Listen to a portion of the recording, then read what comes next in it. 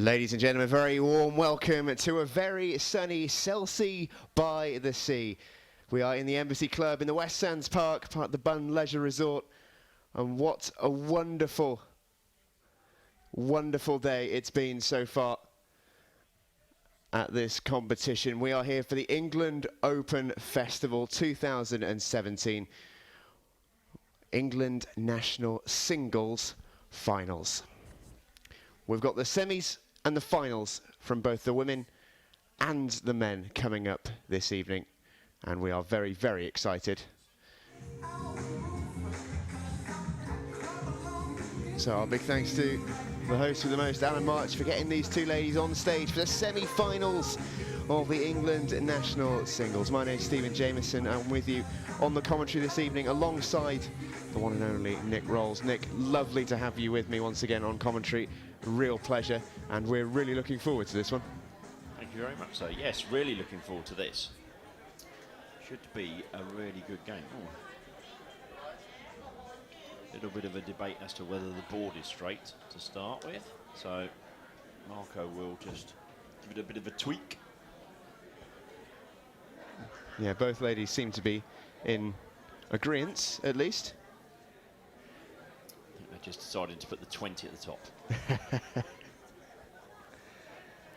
It looks like they're both pretty happy with this. So Dita Hedman, who was the #1 seed, the defending champion in these national singles competitions, she takes on Lorraine Winstanley. In our other semi-final, which will follow this one, we've got Trisha Wright taking on Lisa Ashton. This national singles competition has been running alongside the England Open, of which we had the earlier rounds today, and we'll have the finals tomorrow. The national singles competition, which gave us such entertainment yesterday, coming to a climax today on Saturday night in Chelsea. Yeah, both of these ladies have really impressive victories in the quarter-final games as well. So Dita played against Sharon Prinz in her quarter-final and won that 4-0. Thank you, ladies and gentlemen. First leg is Dita the True first. Anastasia Bromислova. They play pairs together throughout the season, and yeah, Lorraine came out on top in that game by 4-1.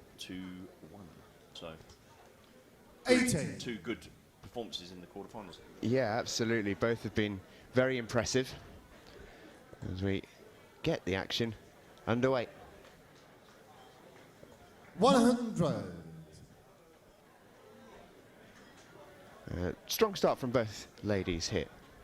Yeah, always good for them to start and get a treble 20 under their belt nice and early. And Dita's been feeling a little bit under the weather today, so it'll be very interesting to see. 123. Well, I'm sure that the whole of Britain is basking in sunshine. It's 30 degrees down here, and unfortunately for Dita, she backed out 43. the Ladies Open, the England Open today.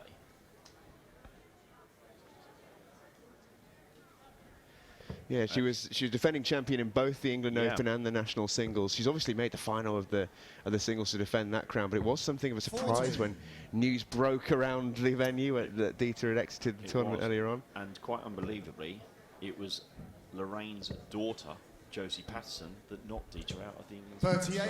So, yeah, lovely little sort of synergy between the two.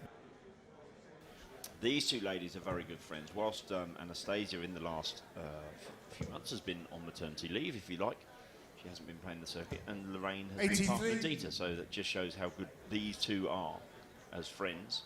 And they both in the England team. Dita, of course, is the England ladies captain, and Lorraine 16. Never present for the last 2 or 3 years now.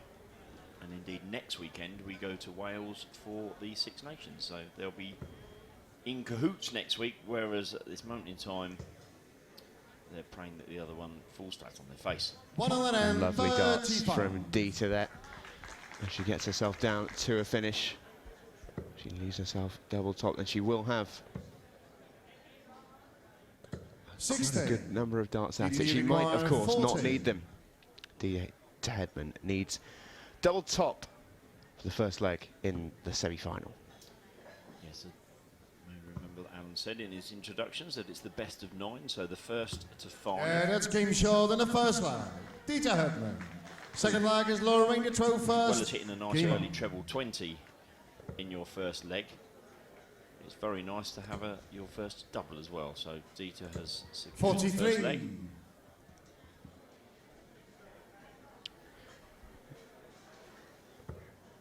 It was a lovely setup from Dieter in the visit before. Yeah. As banged in 2 trebles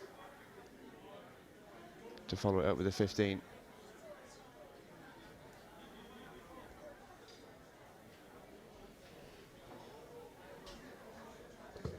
Sixteen.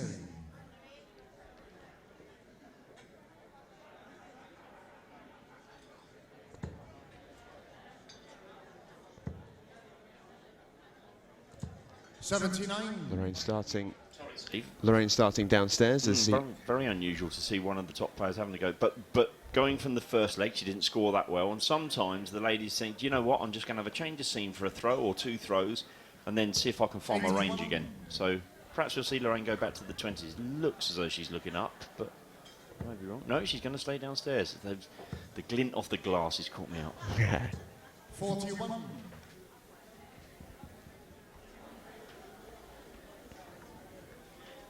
So a very even leg here, and after 9 darts down to 338, Lorraine. I think it would be true to say it hasn't quite caught fire, he says. Well, that's much more like what we're used to seeing from these two ladies. Dieter Hedman bangs in a ton 40. And as you mentioned, Nick mentioned she's not been feeling particularly well. It hasn't affected her performance, not one jot in this semi-final so far. No, Dieter is, quite apart from being the #1, part of the reason for that is she is absolutely always on the board, but she looks after herself so well. So this afternoon, or sorry, this morning after being knocked out, took herself back, put herself into her bed, had a few hours sleep, 43. and that got to help. It would have been easy to sit in a really baking venue and sap all your energy, and she's decided not to do that. And so far, it seems to be paying off, although it has to be said also that Lorraine has not found her range at all. 100. Dieter leads herself double top once again, and once again Lorraine a little way back, and this is on Lorraine's throw as well. So as we mentioned a little bit when we were covering the England Open a little bit earlier on, very short format this, just best of 9 breaks of throw, absolutely crucial of course. Very true, and with Dieter having the throw as well, this is almost like Lorraine's then got to break twice to win the match. It's a reminder that the players bull up off stage prior to coming on for their game, and Dieter threw for the ball, actually watched the bull up, and she threw outside of the 25, and at the level that these guys are, you would fully expect Lorraine to take that, and of course she then threw further outside and was disgusted with herself. Yeah, just the sprint up to the board there to stop that one there coming out. Dieter splits 5 on the first dart. That's the dart to do it if you're going to. Double 2 is south of the wire. So Lorraine has half a chance here. 130, of course, a very, very difficult checkout to make. She won't do it this time. The first start was very unlucky. She will be disappointed with the 4 as well, because leaving 86 as opposed to 72 is painful. So double 2 for Dieter. Into the madhouse we go. And it's short again, so maybe a reprieve for Lorraine here. Indeed, should be looking at 18s here. Treble 18 would leave double 16. Oh, so one leaves 85, so we should be looking at treble 15. Lorraine likes double top. Oh, that's a great dart. Tops for 1-all. A little short. Dieter can breathe a sigh of relief. She goes back to double 2 for 2-0. And we get there in the end. Dieter Hedman does indeed take a 2-0 lead. Very, very early in the game, but that could be a crucial game in the piece, as we're saying. Now Lorraine has to break twice now to win the leg, or to win the match, I should say.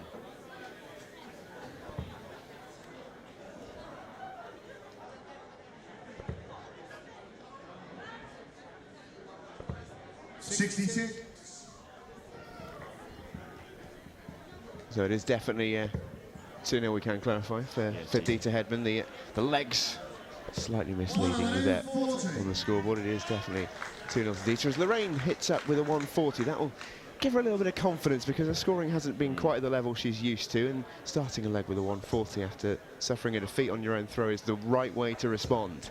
64. Just looking at Lorraine's body language, it doesn't appear to me, who obviously we stand there as referees and you can feel the body, it doesn't look, or it didn't until this leg, as though Lorraine was quite in the zone, if that makes sense. Well, she certainly is now. Back-to-back ton 40s from Lorraine Winstanley. You tend to find Lorraine looks down, and you can see her doing it now. It's almost her way of keeping concentrating. I don't care what the other player hits, I'm going to hit what I hit, and that's got to be good enough. First time she's deviated from the treble 20 on her first start in this leg. Only 45. Yeah, unless Dieter hits a 140 here, then it's not the biggest disaster for Lorraine, but...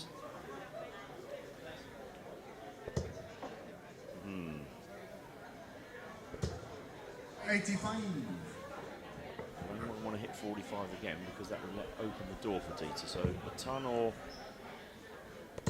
here, or 83 would at least get her. Oh dear, 83 would have taken her down to a 2-dart finish, but 152 now. Dieter has an opening. He certainly does. If this goes in the 20, it should come away now. Should come 19s here. 59. Because 60 would have left 166 on a bogey number. So good thinking from Dieter. So 152 for Lorraine. There's one. Just a touch wide. 67. Dieter Unicorn 167. So yes, Dieter on 167 here, treble 20. Not this time, so she'll stay with the treble 20, which is hit. So it's 80 scored, treble 17 now. Oh, and again, the leg is not quite on their mettle. 85 for Lorraine, treble 15. That's a 10, so 75. So should be treble 17 here. That would leave double 12. Okay, 25 and the bull. 43. Dieter Unicorn 85. Obviously, Lorraine confident that she was going to hit the 25 and did so, but so up to the 18s. So actually, Dieter would have been going for 20 there because 20 would have left her a shot at the bull, but instead of that, she's hit 35 to leave 50. 42 for Lorraine is 10 and double 16. Yep, double 16 then for the third leg. And that's now 2-1 to Dieter. Recognise the error on the scoreboard on your screen, but want to keep it there so that we can see the scores in this leg. But trying to keep in your mind that it is Dieter that's leading 2-1. Good ton there from Lorraine to start the leg.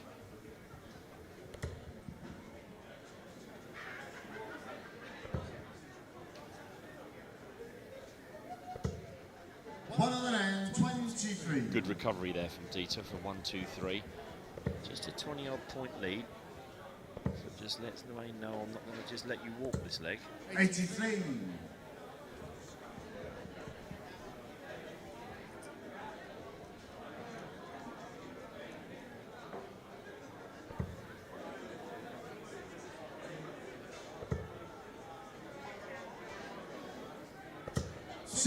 Good 60 from Dieter, and it's a level leg.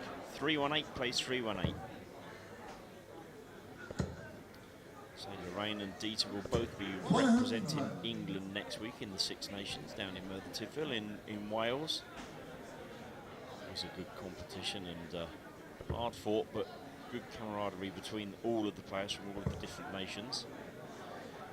But of course their mind won't be on that Friday this time. It's on the England national singles. Who will become champion for 2017? This the first of two semi-finals, of course. 16. The second semi-final will see Trisha Wright play Lisa Ashton, and then we'll move on to the two men's semi-finals.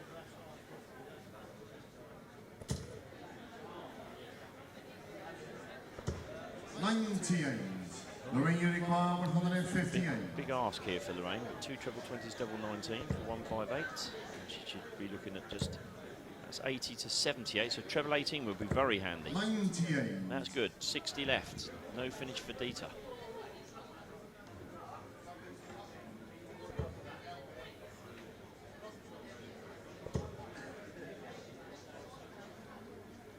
Wow, wow, what pressure that is. What pressure on Lorraine Winstanley now with that 140. Tops then for Lorraine. Yeah, that's been shown in the forward line. Lorraine Winstanley. And again, I say the score, ignore the score on your screen. It's now 2 legs all.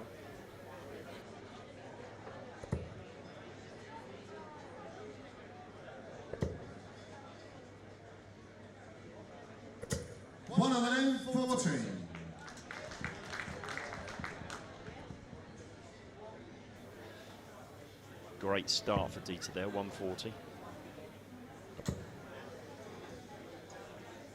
As I say, we have the men's semi-finals coming up immediately after the 2 ladies semi-finals, and that'll see Belgium's Gert de Vos play the England captain Scott Mitchell, and Adam Smith-Neal, a name that you may not be familiar with, Warwickshire player, will play Berkshire's Paul Hogan. That's your 2 men's semi-finals later this evening. 100.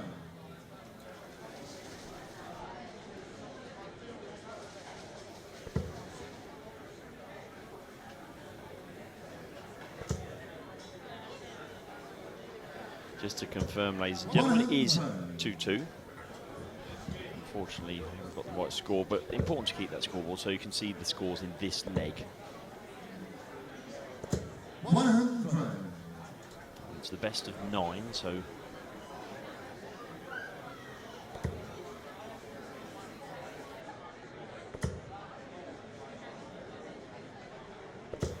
81. best of 9 legs, so it's first to 5. So Lorraine 279 here, struggling a bit in this leg, albeit it's Dieter's throw. She dropped her throw, so to get back from 2-0 down to 2-all, she's broken back once, but to win the match, she is going to have to break the Hedman throw again. There's a little bit of time though, with it being 2-2. 54.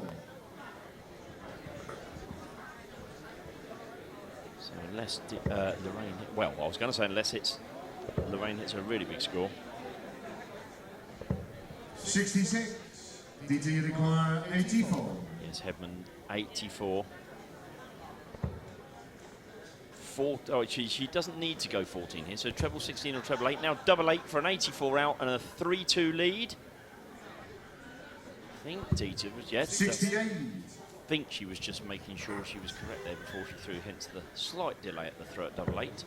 But as you can see, Lorraine back on 172, hence Dieter didn't go for 14 balls. She didn't need to. 66.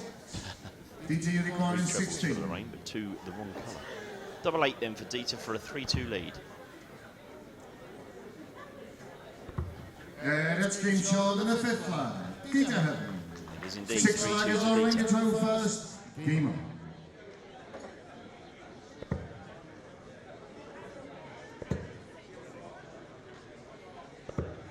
83.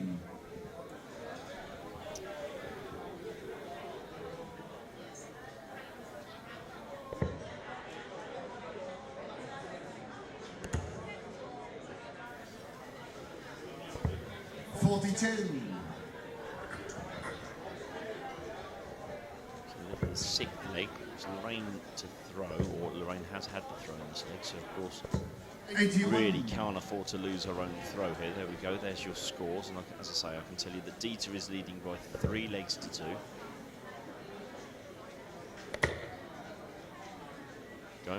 Coming downstairs. 137. 137 for Dieter to leave herself 3-2-2. That was a good effort in this leg. 83. Rain just having the odd dart that's flying out of mostly towards the 1 rather than the 5, but anything, of course, that strays from the 20s is painful. 60.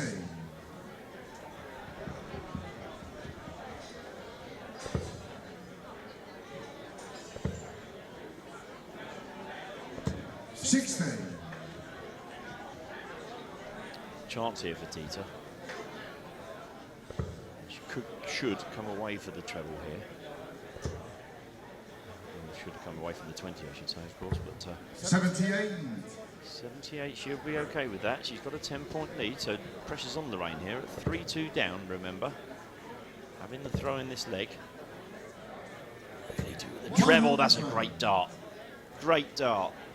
94 left. Now, depending on the way that Dieter goes from 184 and what she leaves, you may see Lorraine using the 25 here on 94. 100. Yes, probably have to. So 25 would leave 69. You could go treble 18. Yes, 25, 69 left. So 19 or treble 19. Treble 19 would leave double 6. But 19 leaves the bullseye to make it 3-all, and that first dart is definitely awkward. 51. There's every chance that dart hit the one that was in the 25, but Dieter on 84 will definitely be looking at treble 20. She's hit treble 1, so down for treble 19. She went treble 15, so double 18, then for a 4-2 lead. 66. Lorraine, you require 43. Depending where Lorraine is feeling confident, she's got 3 or 11. She's gone for 3 for tops. Tops then. Whoa, yes, and we have a 3-all game. Lorraine Winstanley. So the lag is Dieter to throw first. So just those 2 breaks of throw so far. Dieter went into a 2-0 lead. Lorraine clawed that back to 2-all, and the 5th and 6th legs have gone with throw. For Dieter has the thought of, if I hold my throw, I'll win the title. Lorraine knows she has to break Dieter's throw at some point.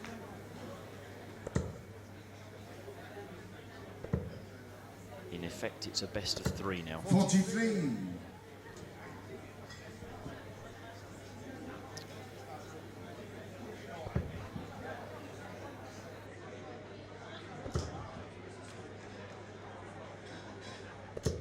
'81.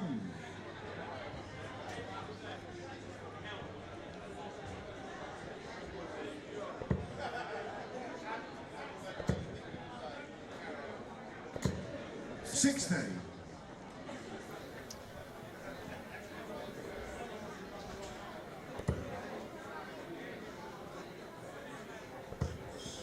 Oh, 2 in.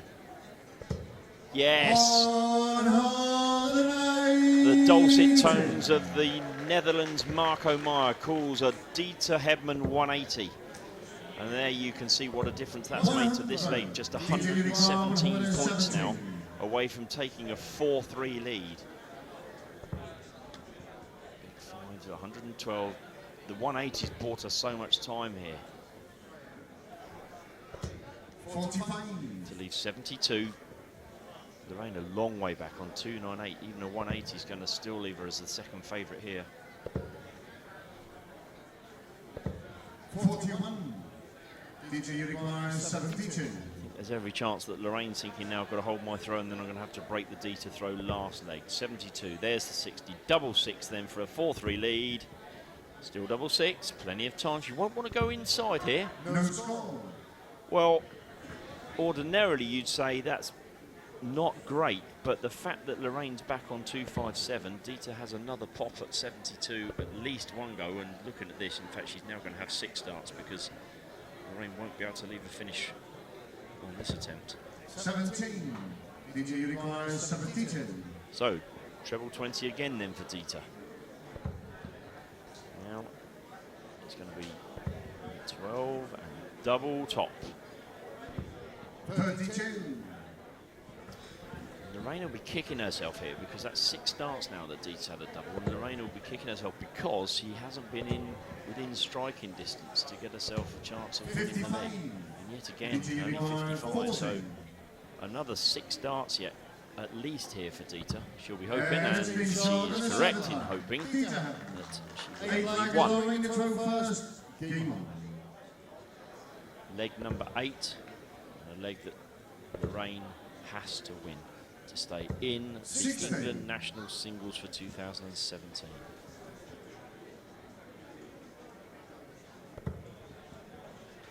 It is, of course, very warm in the room. 96. Very warm, and well, obviously all around the country today, but with the dart players and the heat that they generate. 81. Darts, of course, isn't the sort of sport where you can turn the air conditioning on. Otherwise, we'll have darts flying here, there, and everywhere.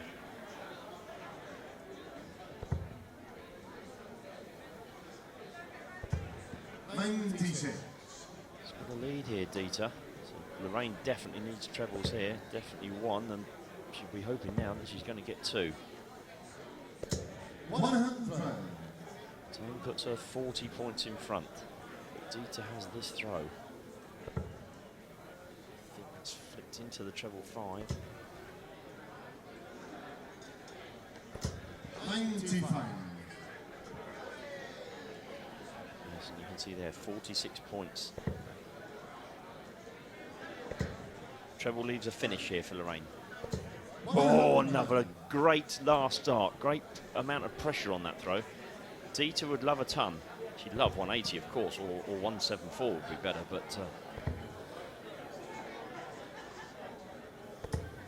43. now, it's very rare you say this, but Dieter's made a bit of a mistake there by going for the 19 at the last start. Has left 171. She'll be kicking herself that she hasn't left a finish, and this is a good throw from Lorraine. Oh, very good throw from Lorraine. She's going to have 3 darts because Dieter can't take out 171, so Lorraine will come back for double 10 for a 4-all game. That's 80. Treble 17 would leave tops. 86. Lorraine requires 20. Double 10. And a screenshot to the 8-man. Lorraine Winstanley. You would have just heard Marco shouting game shot, and the 8th leg to Lorraine Winstanley, which means that we go to a 9th and final leg. As we mentioned, Dieter won the bull off stage earlier, and Lorraine was disgusted with her throw at that. And with that start, that may be the one thing that splits these two players, that bullseye before they walked on the stage. 41. Immediately after this game, we'll have the second ladies semi-final between Surrey's Trisha Wright and Warwickshire's 41. Sorry, Warwickshire, Lancashire's Lisa Ashton. I was looking at my notes for the men's game. My apologies to Lisa. 100. Transferred her without her knowing it. 40-point lead then for Dieter.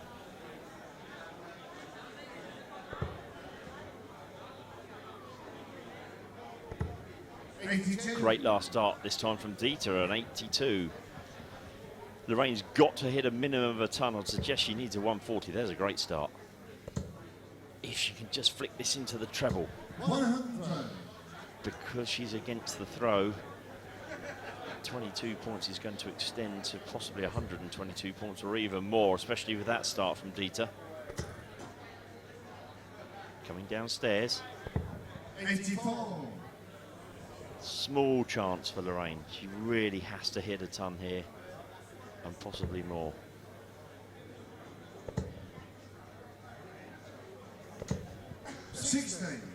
Dieter requires 154. And Dieter has 6 darts here to get 154, because on 200 Lorraine can't go out. You can almost see the expression on Lorraine's face. 75 scored. 79 left. She's coming downstairs for the 19s. She'll be happy with that. 94 scored leaves her 60.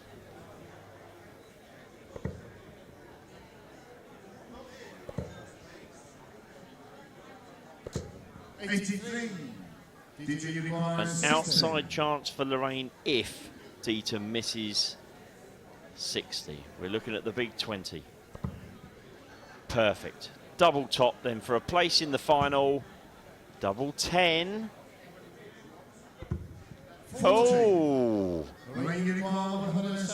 Do not miss the big number. Lovely treble 20. Okay, treble 19, still a chance. No, so that's 39, so treble 18 now. Great dart. Great dart. Pressure's on Dieter now because Lorraine's on double 12. Double 10. Game, shot, element, Dieter Hedman. And it's England's ladies captain, Dieter Hedman, that takes the first of our two ladies semi-finals, 5-4. And she will progress to the England national singles final in a very short period of time. For the winner and through the final once again, give it up for Dieter Hedman.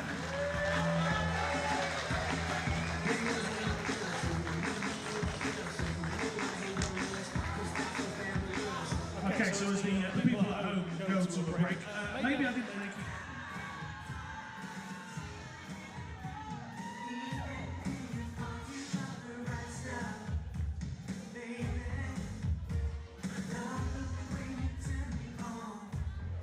Haven't you got a lot of fans? Her opponent tonight, 3-time world champion. She is the Lancashire Rose. Give it up for Lisa Ashton.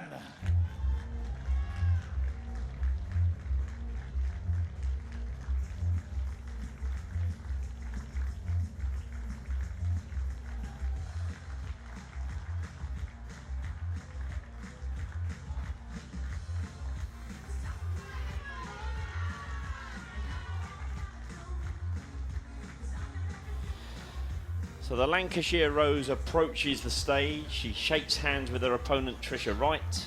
She shakes hands with our referee, Charlie Your referee Corstafine. for this one from England, Charlie Corstafine. There we go.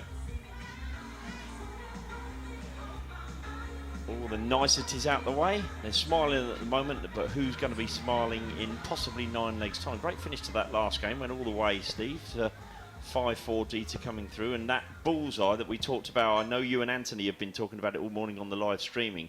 When it's a short format, the person that wins the ball has a distinct advantage, doesn't they? And that proved to be the case in that first semi. Yeah, massively, and it's something we kept talking about. The short format, it's so interesting in darts. It really is, because it lends itself to more exciting play. There really is so little margin for error because it's so difficult to come back once you're behind, and that includes on the bull off as well. It's a sort of nowadays almost a lesser regarded aspect of darts now with set play and all the rest of it. But in this competition, it's crucial.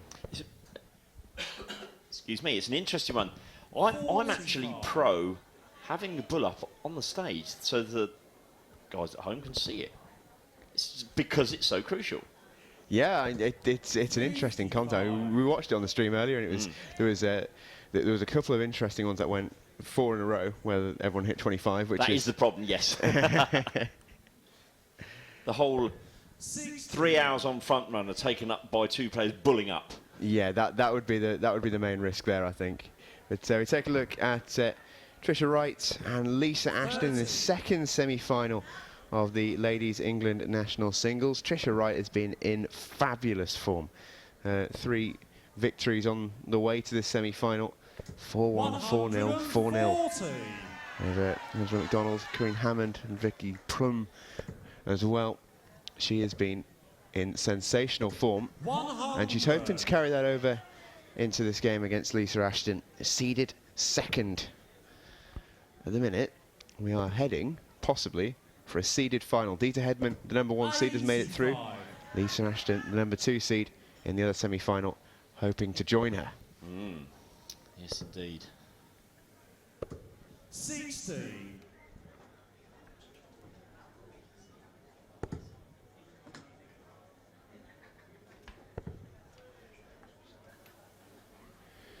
And Tricia Wright, who came into this as unseeded, has made it all the way through, but shouldn't be a huge surprise. She's an England international, very experienced player, very talented player as well. Absolutely, this is the Paul Hogan in the ladies tournament. Doesn't do the tour, so therefore isn't seeded. But by golly, if the girls that are seeded draw her first round because she's a wild card, that's not what they want.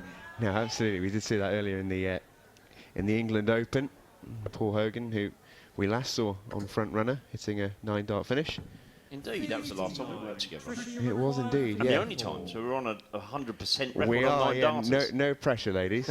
As Tricia Wright looks for double top to take the first leg in this semi-final, and it is just over the top.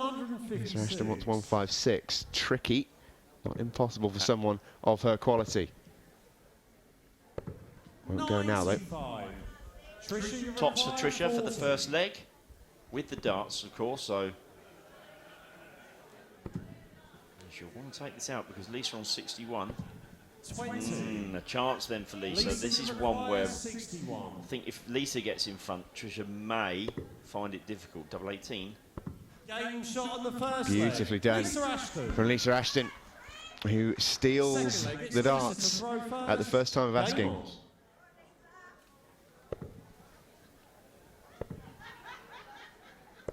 And she opens up this next leg with a ton as well.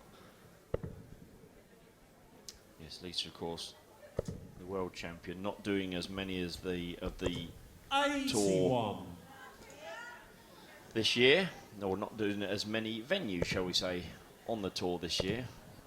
By winning the world championship, she gets an automatic qualification for next year's tournament. Yeah, doesn't have to worry about it as much. Absolutely, lovely place to be. I'm already at the world championship. 30. Thank you.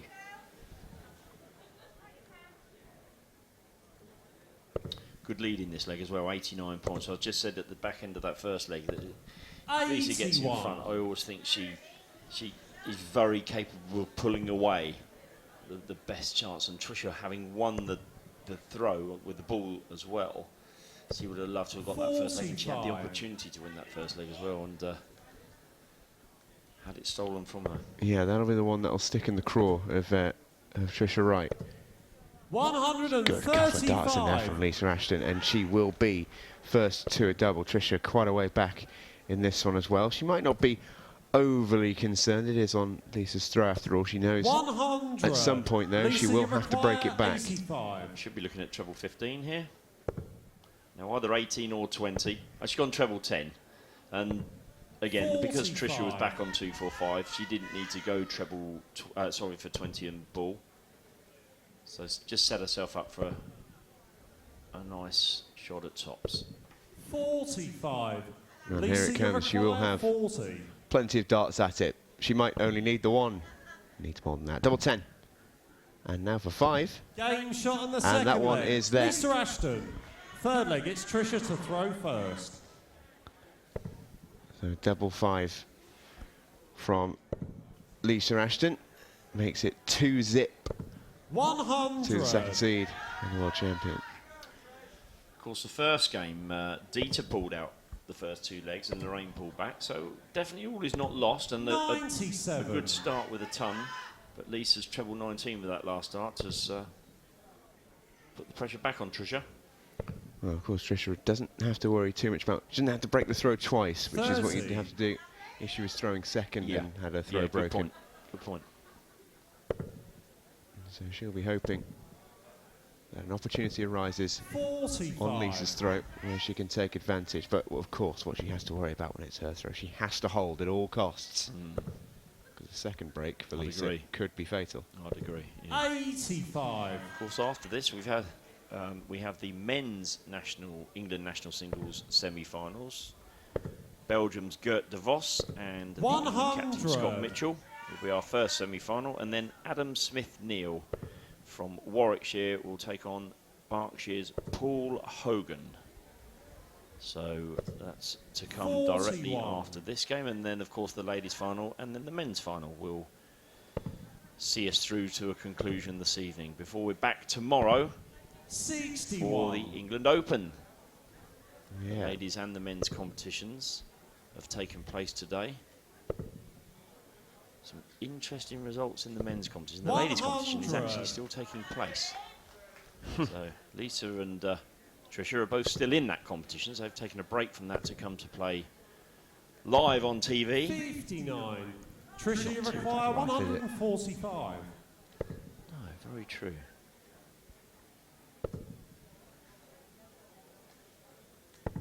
97.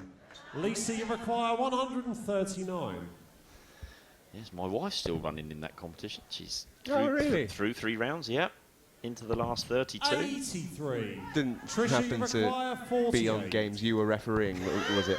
What are you suggesting? Trisha Wright wants double 10.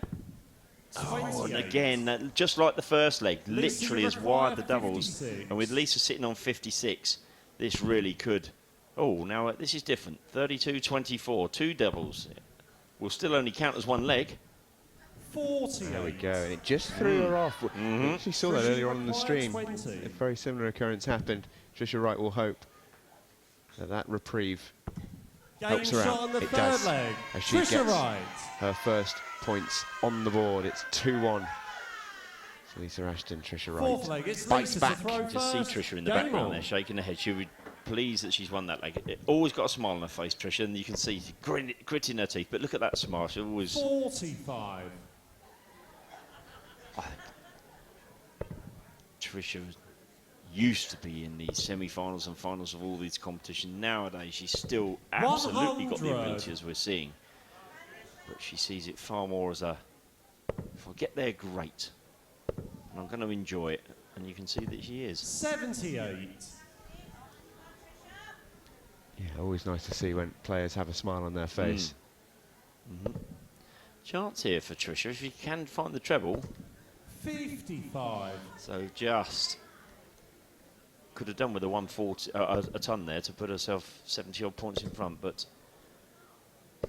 Lisa just gone off the boil here. So 318 ton here for Trisha, and she's in front in this leg, and that's a great start. A chance for her to fill that bet up if she can. 140 would be lovely. 140. And lovely it is for Trisha Wright now. Lisa Ashton has to find a way to respond.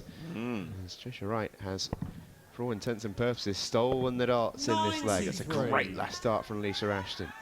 Yeah, it's a big last start, that one. 57 it leaves her a good 50 points behind, but the treble 18 has put the pressure on 40. Trisha, and again, a little bit of thinking there from Trisha. 40 has left her 166. If she'd have stayed on the 20s, that wouldn't have been any good either. 41 would have left 165. But 41. Lisa there for her last start was going for the bull to try and leave herself a finish. A 25 would have left her a 170. So that was good thinking. The fact that she hit the 11, the mind was in the right place. Just the execution was a bit off. It's good darts from Trisha to leave herself 88. She knows she will get 3 darts at it. 83. And Trisha, again, you require against the throw 88. here as well, Steve. So 88, treble 20. Okay, she's gone treble 16 now. Could go 16s or 12s here. 12, double 18. 70. 101 Lisa, you require for 101. Lisa Ashton. Trisha Wright lies in wait. Treble 19 or treble 15, double 18. 65. Trisha, you require That's how close it 18. was. It was very, very close. Game Double shot on the 9 goes fourth straight leg. in from Trisha Wright, though.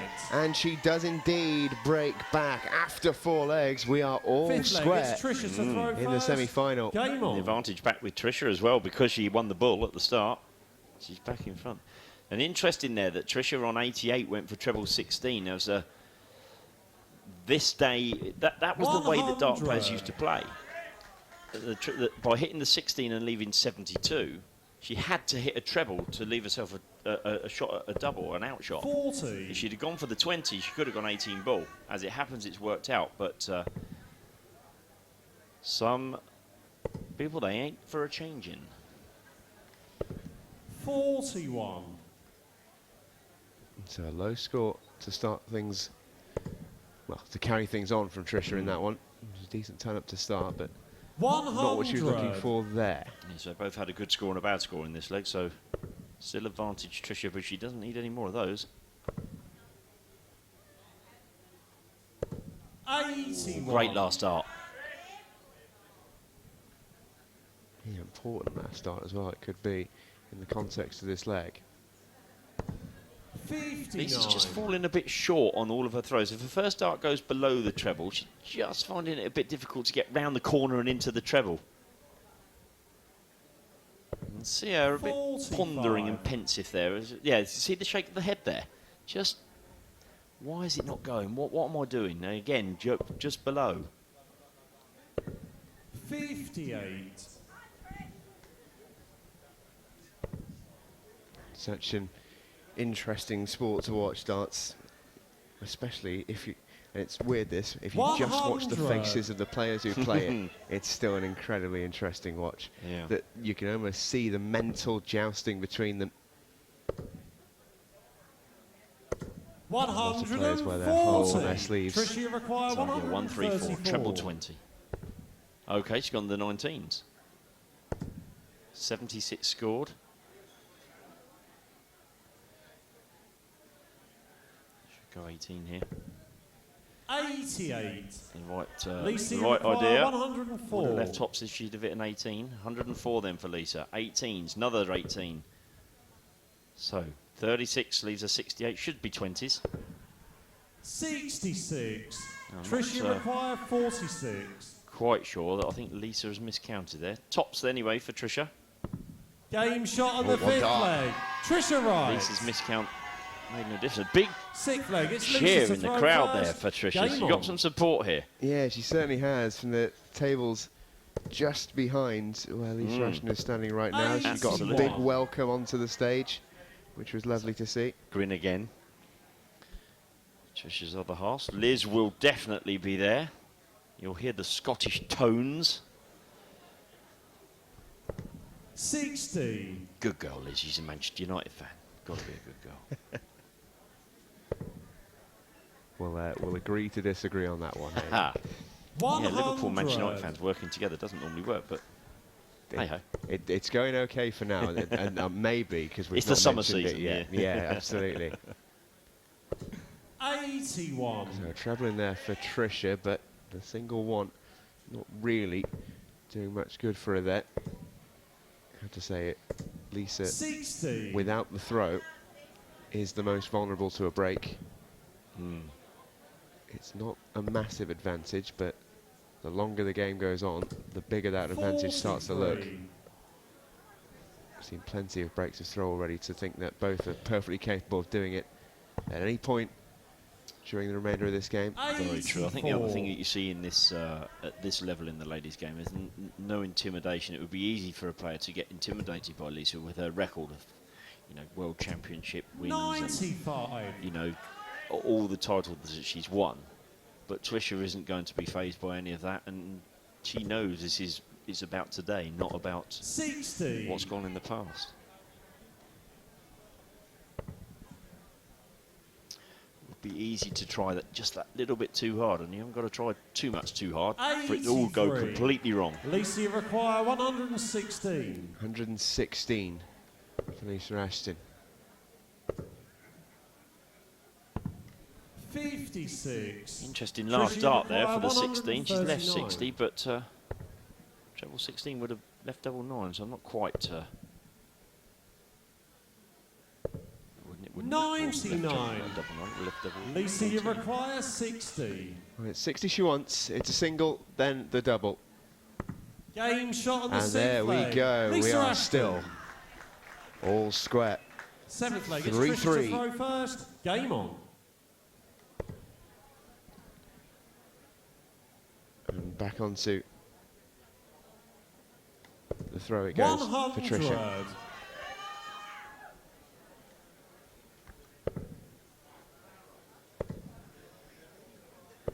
100.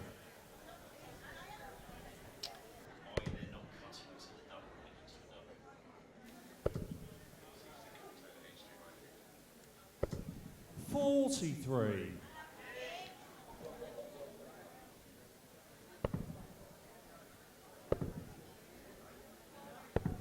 61.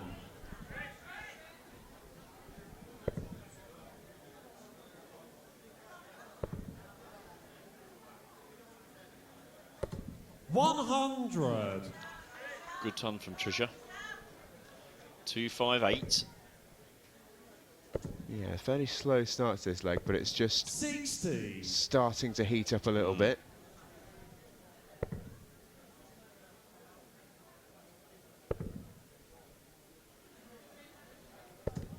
26. Chance then for Lisa, just 26 from Tricia.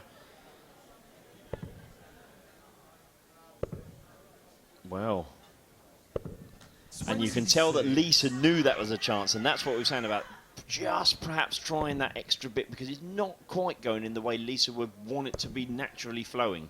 So possibly trying just that bit too hard. 100. Big dart, big treble from Tricia. So Yeah, effectively, big sorry Steve, effectively a best of 3, so. Yeah, it certainly is. That's a bit more like it. 100. Tricia require Lisa Ashton. 132. Tricia Wright could be first to a double. Oh, another one of those. Now, does she go bull again or treble 14? Okay, well that's a... By the way, it's not what she 72. intended No, with that second dart. That no, much I'm we not can quite say. sure whether she's going treble 12 154. there or and possibly miscounted. But she's down to 60, so I think she's got a query in her own head. 58. But, Tricia requires She will be 60. first to a double. You'd have to imagine. There goes the single. It's double top for Tricia. Right, just a little bit underneath it. 20. It's a little bit over it. So Lisa Ashton wants 96. that's what Lisa, happened you in the require first leg. 96. And Lisa took advantage. She was much closer than 96 then, but she wants double 18 to break the throw. Double 9. 87. Just inside. It wasn't by a lot. Tricia, you require 40. So another bite at the Game cherry. shot on the Patricia seventh Wright, leg. and that is all Tricia she Wright. needed. She holds the Eighth leg. advantage It's Lisa to throw first. in this semi-final. Game It on. is so close, though.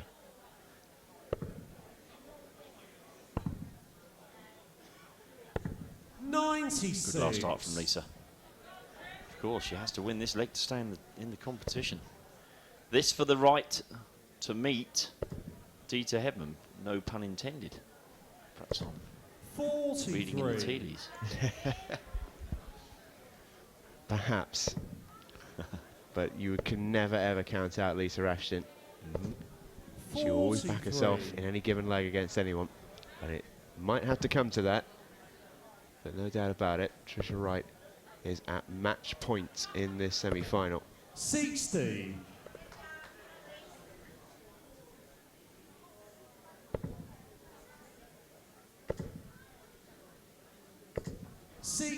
Just deflected the other way. She wanted that to drop underneath. Wasn't quite. Oh, lovely. She'd love to get another one in there and take the lead in the leg. What a lovely, lovely throw. 140. 258.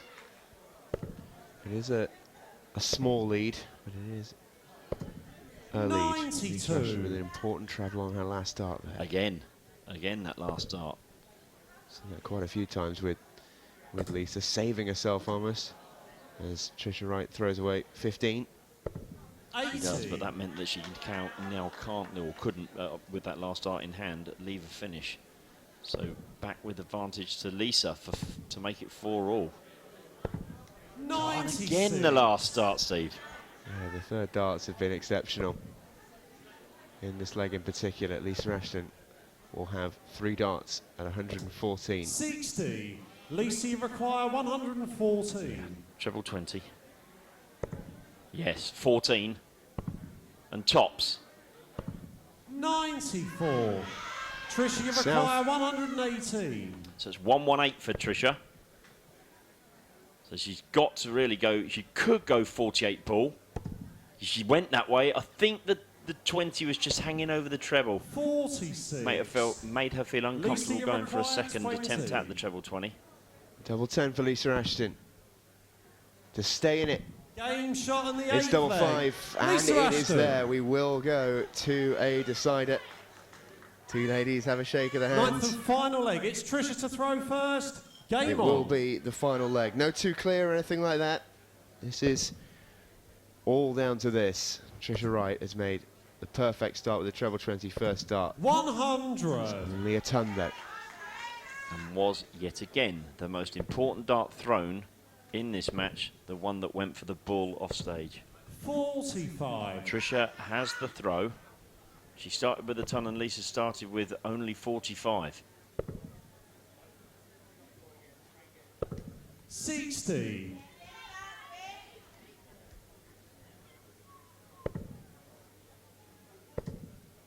Mitchell wants another treble. 85. Just pulled it left. 85, Lisa 30 points behind. Tricia really knew that she wanted to find the treble with this row, having not found it in the previous row. Another treble would be very handy, and she's found it again. 218 points away from the England national singles final for Tricia Wright. And you can see that 60. little pocket of supporters behind, urging her on. I think that one's in as well. 100. It is indeed. Lisa Ashton here on the brink. Needs a big score. Gets a big score. 140. Trish, you require 118. Yes, 118 then. That's 103. 94. Should be treble 18 here. 25. Ooh, open the door. That opens the door for Lisa. Hasn't left herself on a finish. 171, of course, one above the maximum. 97. She can Trish, just you require get within 93. striking range. Treble 19. 74 left. Treble 18 or treble 14? Treble 14's just off, so 20 for tops. 53. Now she's got to sit back and pray. Lisa, you require 74. So Lisa Ashton wants 74 for the match and a place in the final. Tops. 54. Just Trisha, you require a little 40. bit below of where she was required. Tricia Wright will do the same thing. And it's now tens. Game, And it's the shot, final for and Tricia the match. Wright. Tricia Wright! Look what it means. The two ladies embrace up on stage. Her supporters celebrate behind her. That is a very, very popular result here in Chelsea by the look of things. Terrific performance from Tricia Wright. As the ladies' semi-finals conclude, we will return with the men's Ladies and gentlemen, before she goes after the and break. sits down, give a round of applause. Our runner-up in this one, Lisa Ashton.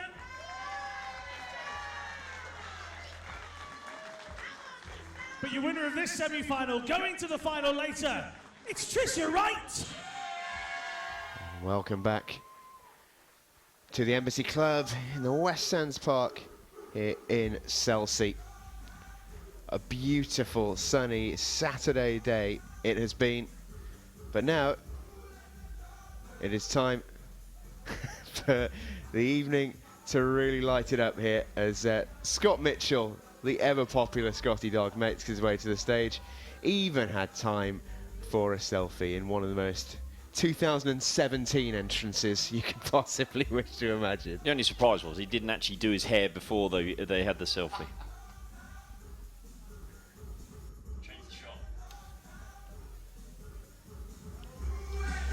There is the man that is Anthony Dundas. How did Alan just describe him?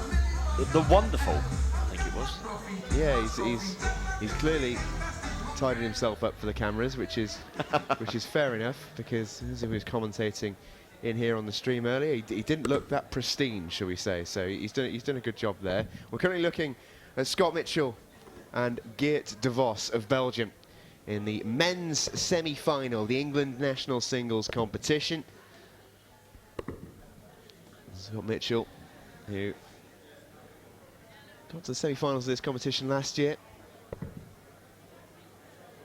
The winner of this competition last year, incidentally, was Gary Robson.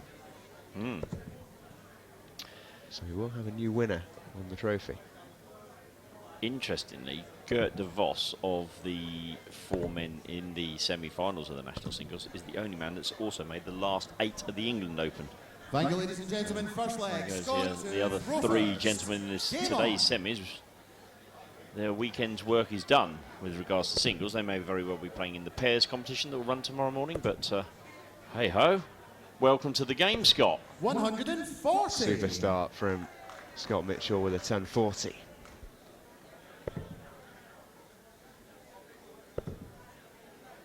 And Geert de Vos clearly playing very, very well. As 140. Nick mentioned, the only man through to quarterfinals in both competitions, the England Open and the national singles, running concurrently this weekend. Was a result that sent a few shockwaves around the arena here at Chelsea when Scott Mitchell was eliminated earlier on from the England Open. Indeed, I'd run through the draw for the quarterfinals a bit later on. Let's see how this. We're going 140, 140, 140, 1, 2, 3. So we haven't had less than the 2 treble visit yet. It's been a brilliantly high standard. Nick, why did you say that? Very difficult with that first start for Scott to penetrate the treble from there, but he's left himself a finish, if nothing else. 238's an awkward one here for Gert. If you can hit the treble here. Had to hit a treble. Scott, you require 161. Yep, treble 20. If he hits, then it's treble 17. And now we'll go back up top. Wouldn't have been the highest finish we've seen on the stream stroke TV today. I think you had a 164 earlier, Steve. We did indeed, yes. Young man by the name of Rhys Griffin, if I remember correctly. It was indeed, yeah. Rhys smashing in a 164, 2 treble 19s in the bullseye. And what I think was only our 3rd game of the day. As Scott Mitchell wants double 16 for a 1-0 lead. Game shot in the first and leg. it was never in doubt, was it? No. Expertly done, clinically delivered by Scotty Dog. Holds his throw. Good start. That's you can see it almost got settled into the game. I'm in the game now. I've got my leg. I held my throw. Had a good couple of 140s to start with as well.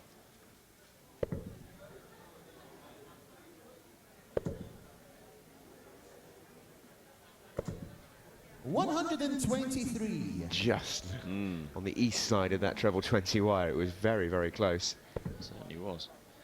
Geert de Vos, almost like a slingshot action. Really does fling them into the board, doesn't he? Lovely guy, Geert de Vos. Big football fan. We always have a laugh and a joke as to which is the best goalkeeper in the world, Courtois or De Gea. 60. I don't think either of us have won. So I think they're pretty equal, aren't they? But anyway, lovely guy. Loves his double top. 60. You'll see him go out of his way sometimes to leave double top. Brilliant at his counting as well. One distinct moment where he wanted 202 at Lakeside, and I was refereeing, looking at the treble 20. He went treble 19, treble 19, treble 16. 162 to leave tops. It was one of those, oh my goodness, what's he done here moments. Yeah, unorthodox, but actually brilliant. Yes, very true. 75. Good cover Good shooting save from de Vos there. Leaving himself 126. We'll have a go at it. Scott Mitchell on 218. We'll want to really put a marker down and come back to something a little bit simpler, but he won't quite do that now. Geert de Vos 126. Another one of those, or a single. Another one would be great. I think he's just slipped into the 7. So 64 leaves 62, treble 10, or he's gone treble 18. 118. Perfect. Perfect. 8 left. Great shot. There's his mathematician's mind working, as I was saying. Bullseye for Scott Mitchell. Just into the 25s. Scraped the wire on its way through. Geert de Vos wants double 4 and takes it. We are all square in the semi-final. No one really messing about when it comes to the doubles. No, that bit of thinking there from Gert. That's when you know that a player can count. When they slip into a number that they don't want, and pretty much immediately they hit the next big treble that leaves them. That's impressive stuff. 43. Steve, I was just saying the draw, sorry, the quarterfinals for the England Open tomorrow read, interestingly to say the least. You have Kyle McKinstry from Northern Ireland will play Geert de Vos, and Josh McCarthy will play a young man by the name of Dirk Telnekies from the Netherlands. Telnekies, I'm told. Steve Lovett against Wesley Harms, and Dave Parletti against Mark McGeaney. So that's your quarter-final lineup live on Front Runner tomorrow afternoon. Yeah, it should be an entertaining Sunday evening, that's for sure. 60. It should be a very, very interesting competition now. As we mentioned earlier, Scott Mitchell eliminated in the earlier rounds, one of quite a few big names really in the men's competition who went very, very early. 81. World champion was eliminated in the first hour of competition. I seem to remember this morning. He seemed to go very, very quickly. The shock waves went around the arena when word spread like wildfire. Yes. Geert de Vos bangs in the first maximum of the game. He certainly does. I've seen plenty of big scores. That's the first biggest score. 100. In the England Open ladies singles, they are still playing as it happens, because obviously some of the girls were playing in the, they've just played in the semi-final. So Lisa is still there. I believe Lorraine is still in. She is. She will be playing Paula Jacqueline in the last 16. 137. Getting into the final throws. Geert de Vos wants 136. And Scott Mitchell lies in wait on 80.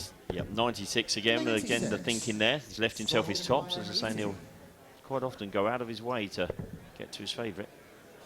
Will he get a dart at it? That's the question. Scott Mitchell wants double top. 40. Goes high. So Geert de Vos has 3 darts at his favourite double. Well, move now to double 10. And he gets it at the second attempt, and Geert de Vos breaks the throw. For him to qualify, of course, he had to break the throw because Scott had won the bull off stage. So that's that done. Now he's now in the position that Scott was in before that double went in. If I hold my throw in all the legs that I throw first, I'm through. Whereas Scott now knows I've got to break the throw. It just does go to show that the standard and the closeness of this semi-final. One missed dart really has cost Scott Mitchell there on his own throw, which just shows how well Geert de Vos has kept up with him in every leg and is playing in general. But it's such a close game. One would imagine Scott Mitchell will force a chance on Geert's throw at some point. It's a bit like that tennis when you get to deuce, isn't it? Deuce, can I just get to advantage and then possibly put it home? Oh, great leg from Mitchell. He's all 140, 140. Scott's, Geert's 60 to start off with is leaving him behind.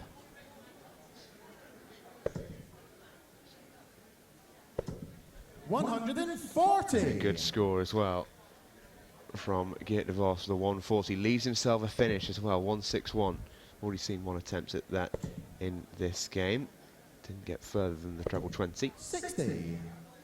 Scott Mitchell. I think he'll go up the top. Yeah, it could go 57, 54, but no, it's going the what we would say the traditional way, treble 20, treble 17. But of course, as soon as the first dart doesn't secure its place in the treble, he's just looking to set up. Now it's Mitchell's turn for 161. Yeah, take 2. There's the treble 20, treble 17. He does the same thing he did when he attempted it a couple of legs ago. 97. It's still a nice score. Yep, should acquire 61. 61 could go 25 here. Could look at treble 7. He's gone 25, double 18. Oh, hit the flight, hit the barrel, sorry.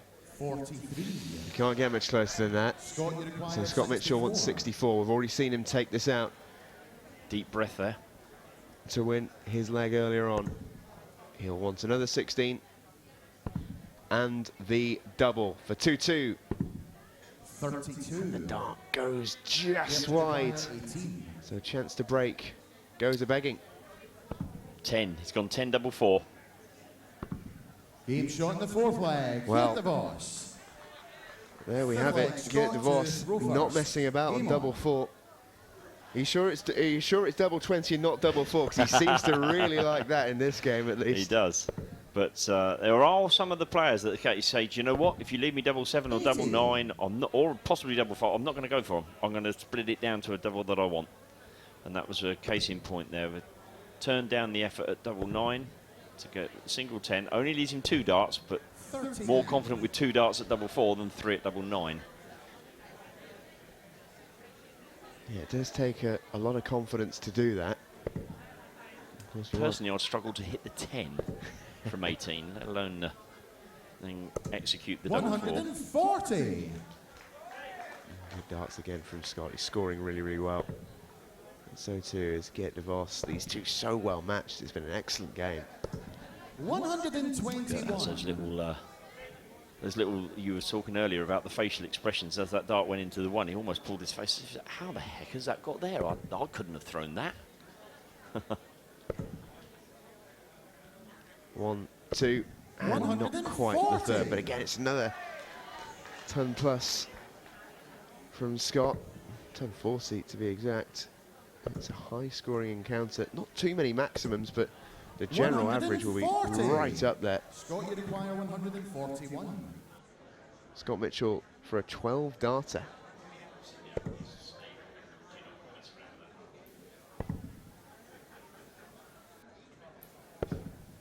Great last start to leave double 16. 109 scored. And Geert back on 201. 120 leaves him 81.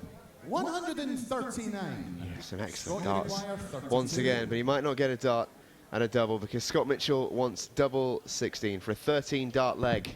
Superb from Scott Mitchell. He holds his throw in tremendous fashion, and the thing is there, Nick, is he needed to get de Vos waiting on the 13 dart leg. Absolutely, about to say the same thing. That 139 left Geert sitting on 62, and it would have been 4-1. So Scott still a breakdown, but at 3-2, every chance. 4-1, and you're just beginning to dig out the nails for the coffin, I would have suggested. 100.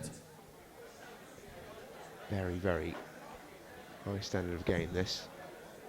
Great to see here at the England Open Festival.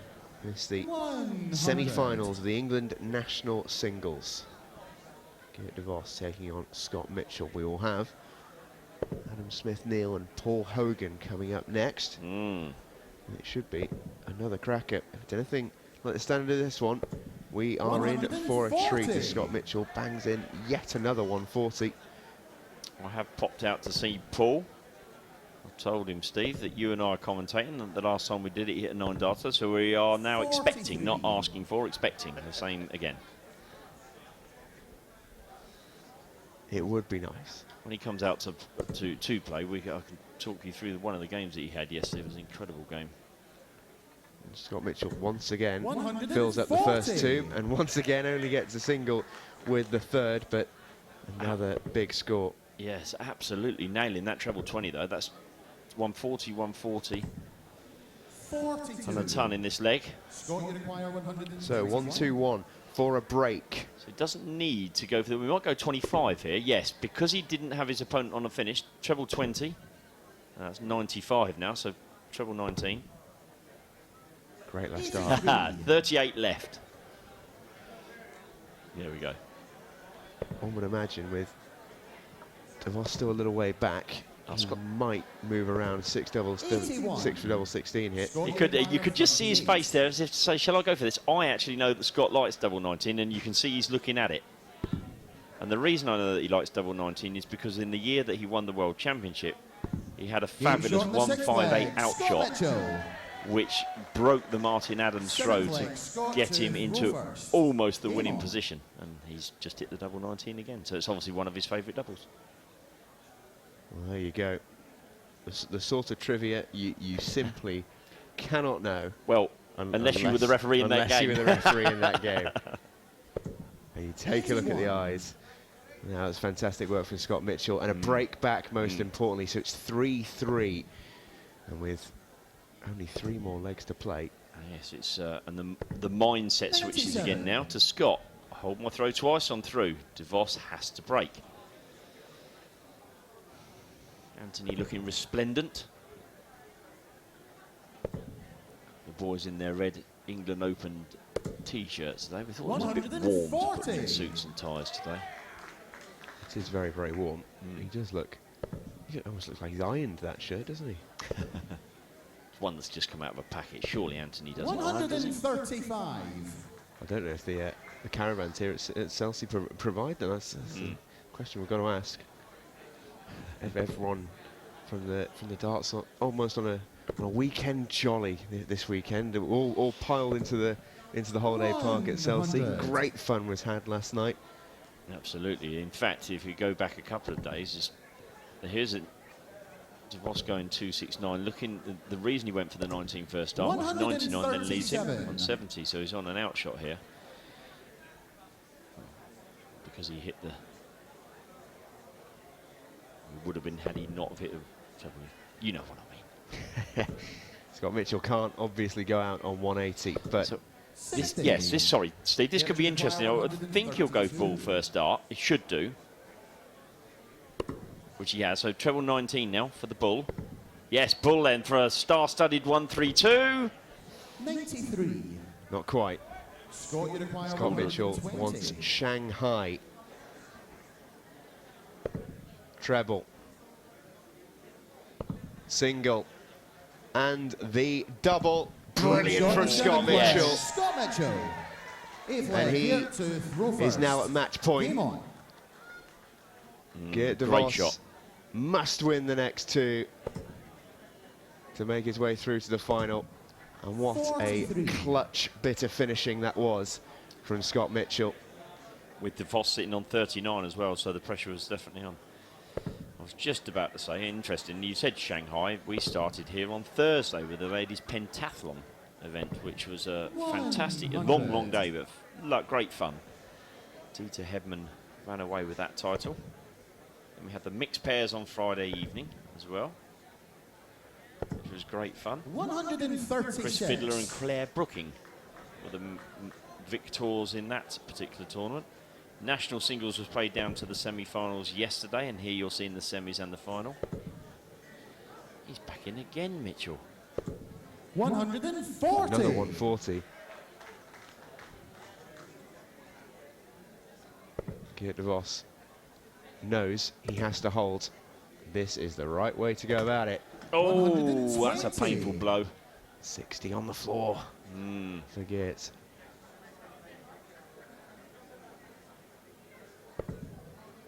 Once again, Scott Mitchell, that first dart straight in the heart of the bed, does set him up.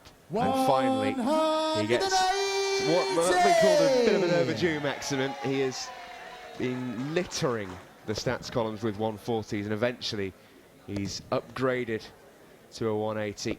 What a time to get it as well, Steve. Final, well, what looks now as though it'll be the final leg. He's given himself 3 at 81. Now he's got 2 at double 12 to take him into the final.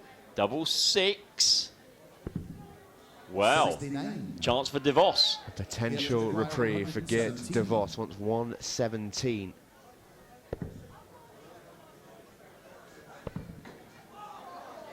Tops he wants. 97. And it's just low. Scott, you require 12. So Scott Mitchell has 3 darts to take him through to the final at double 6. And he only needs the one. Scott Mitchell advances in a really high quality semi-final. Geert de Vos played a tremendous game, but just bettered in the end by Scotty Dog. The Shanghai 120, the real moment of quality. We have the second semi-final coming up. Adam Smith-Neal versus Paul Hogan is after the break on Frontrunner TV. Welcome back to the England Open Festival. This is the England National Singles semi-final between Paul Hogan and Adam Smith-Neal. Now, as we've mentioned a little bit earlier in the broadcast, myself and Nick, the last time we commentated on Paul Hogan together, he went out on a 9-darter. He did. Now, no pressure, Paul, here, but if we could keep that run going, that would be magnificent. He's just had his first piece of luck. Adam hit a treble 19 that then fell out. He knocked it out, which is a bit... but yes, wouldn't we ever? He is playing so well. Really has had such a good year, hasn't he, in general? Has, very much so. He just lost out in the last 16 in the England Open, having beaten Jamie Hughes, one of the top seeds, 4-0 in an all-black country affair. But I'm going to be honest, my first sighting of Adam Smith-Neal, so it's going to be interesting to see how he handles the stage and the lights, and knowing the fact that he's on TV for the first time. Hogan's an old hand at this. Absolutely, despite the fact he was technically unseeded in this tournament, because just because he doesn't really do too much of the touring side of things nowadays, but every tournament he does turn up to, Paul Hogan has a decent chance of winning it.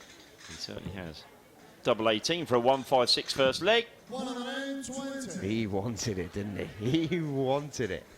And Smith-Neal back on 181. That's a handy dart. So's that. 134. Doesn't look like the occasion's getting to him. I've got to say, they've got a nice pace here, aren't they? Still double 18 then for Paul. And still with Smith-Neal sitting on 47. No score. You've got to say that's a bit unlucky, to be fair. 47. But a chance for Adam to steal the throw. He's gone 15 for double 16. 31. It's very, very close, but it's not quite there. So Paul Hogan's had 4 sighters at this. He'll have to move across to double 9, and he splits it second dart, kicking himself. 16. So Adam Smith-Neal with a chance. Double 8 for a lead and a break in the opening leg. Gets it. What a start that is for Adam Smith-Neal. That's a nerve settler if ever there was one. Very interesting. Didn't quite see it on the TV screens, but you'll see on the back of Adam Smith-Neal's shirt that he is Big Dog. And he very interestingly came on to the tune of Who Let the Dogs Out? Which Scott Mitchell had just walked off to. So what happens if they get to the final? Can They they gotta walk on out together? Yeah, or they've got to walk out together, haven't they? the big dog and the smaller dog? It's Scotty Dog. I mean, we won't just call him the smaller dog. No, that would just be wrong. No, especially as he is a good 6'3", 6 foot score, Scott. Yeah, very much so. as well. There's Paul Hogan here at the board. Yeah, so Paul's wife Angela is in the crowd. You will, if we see the fun time shot, just be able to see her on the left-hand side.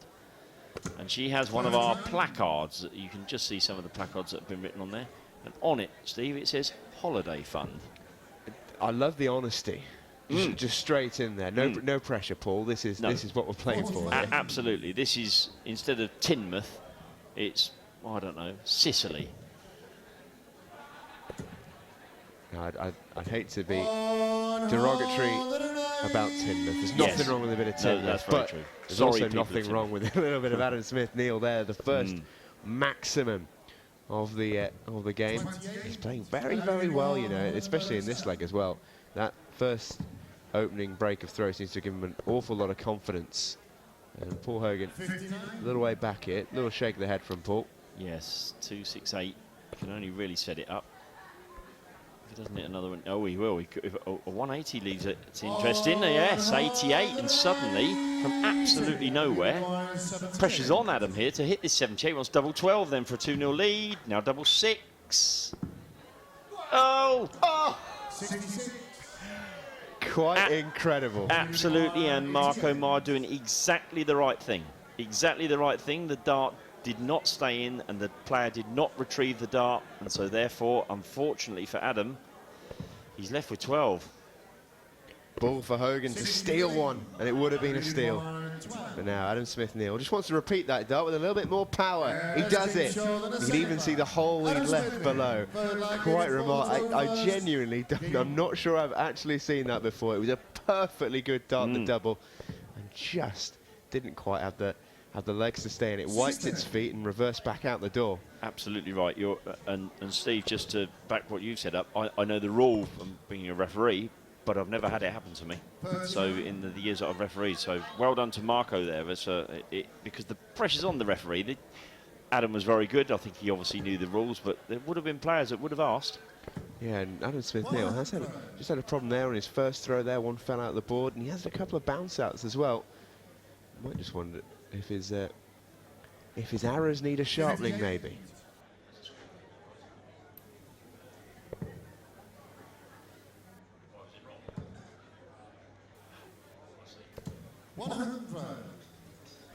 More good darts from Paul Hogan there.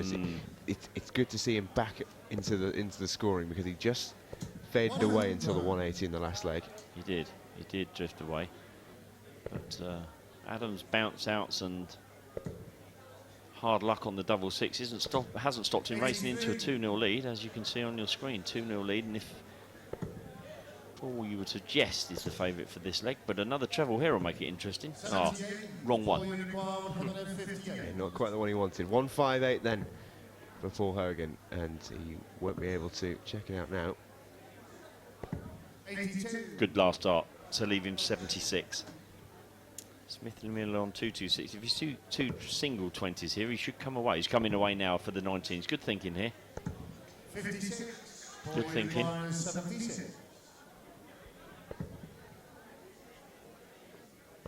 Leaves himself double 18 for the first leg of the semi-final, going the way of Paul Hogan, and he holds his throat. Adam Smith-Neal was sat on 170 there. Haven't seen a 170 today. I don't know whether there has been a 170 out on the floor at all yesterday or today. I do know, however, there was one by a lady yesterday in the ladies' competition, Leanne Topper from London. Congratulations, she knocked out a 170 yesterday evening. Lovely stuff.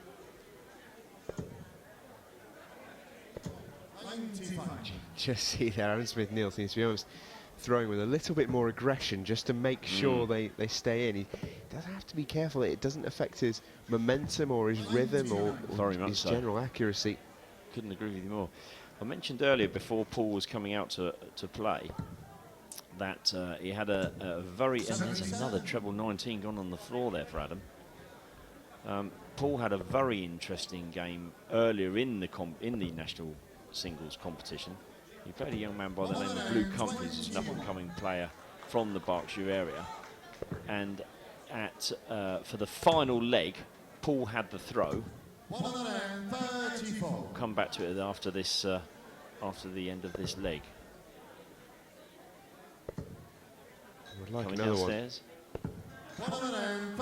Sorry, and he gets it, gets the second treble, which he was after. But Adam Smith-Neal, double 19, just. That treble 19 looks as though it's hanging by a thread. Oh, 9 to leave 35. 17, he's double 9. 9, 17, double 9 on 44. Interesting. Shaking his head, not a surprise. Whoa, there we go. It's exhibition stuff from Paul Hogan as he breaks the throw. The referee just having a little giggle there as well. Not the way, in any sense, that Paul Hogan wanted that to go. But the most important part is the number that sits at the end of his row on our scoreboard, which says 2. We are all square, and Paul Hogan now has the throw and therefore the advantage in this semi-final. Indeed, it's Desmond, and there's another one that's going to disappear, albeit on this occasion. Albeit it's only a 1, and it is only a 1, but it must be a bit disconcerting for Adam here, seeing these darts falling out of the board. He's just seen him there, look to someone in the crowd as if to say, I'm not quite sure what I've got to do. Haven't seen any of the other players' darts fall out from the games you've had previous, though, Steve. Yeah, that's the only thing I'd say, is it doesn't seem to be a problem with the board in any way, because no other players seem to have suffered from it. Well, it'd just be the way that Adam's darts potentially lie differently to other people's, that giving him reason for concern here, but it certainly is a concern for him. Just thinking of the other players that have played, quite a them are firm, perhaps firmer throws. These are a little bit more lobby. I'm not quite sure that's the right word, but you know what I mean. Rather than you can see Paul really throwing them in, and if you think of Dieter and Lorraine, although Gertz are a little bit more lobby as well. I've invented a new word in darts, lobby. I'm guessing that one's just fallen out. It certainly has. He does seem to be struggling, particularly around the 19 area. Well, Paul Hogan wants 126 either way. He doesn't need the bull if he hits the treble here.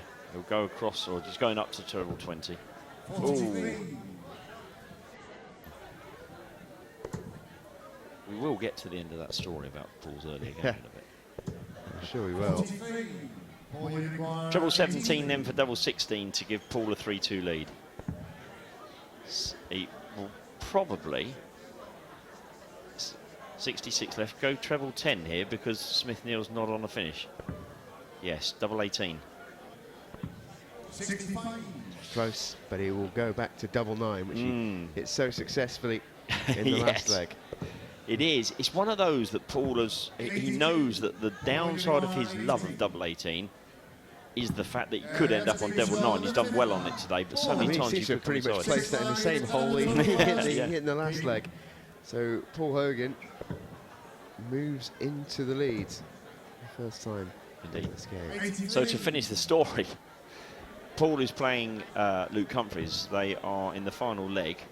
Paul has the throw, and after 9 darts, he's left 121. And he very nearly didn't get a throw because Luke Humphries went 180, 180, hit the treble 20 and then missed treble 19 on the 9 darter.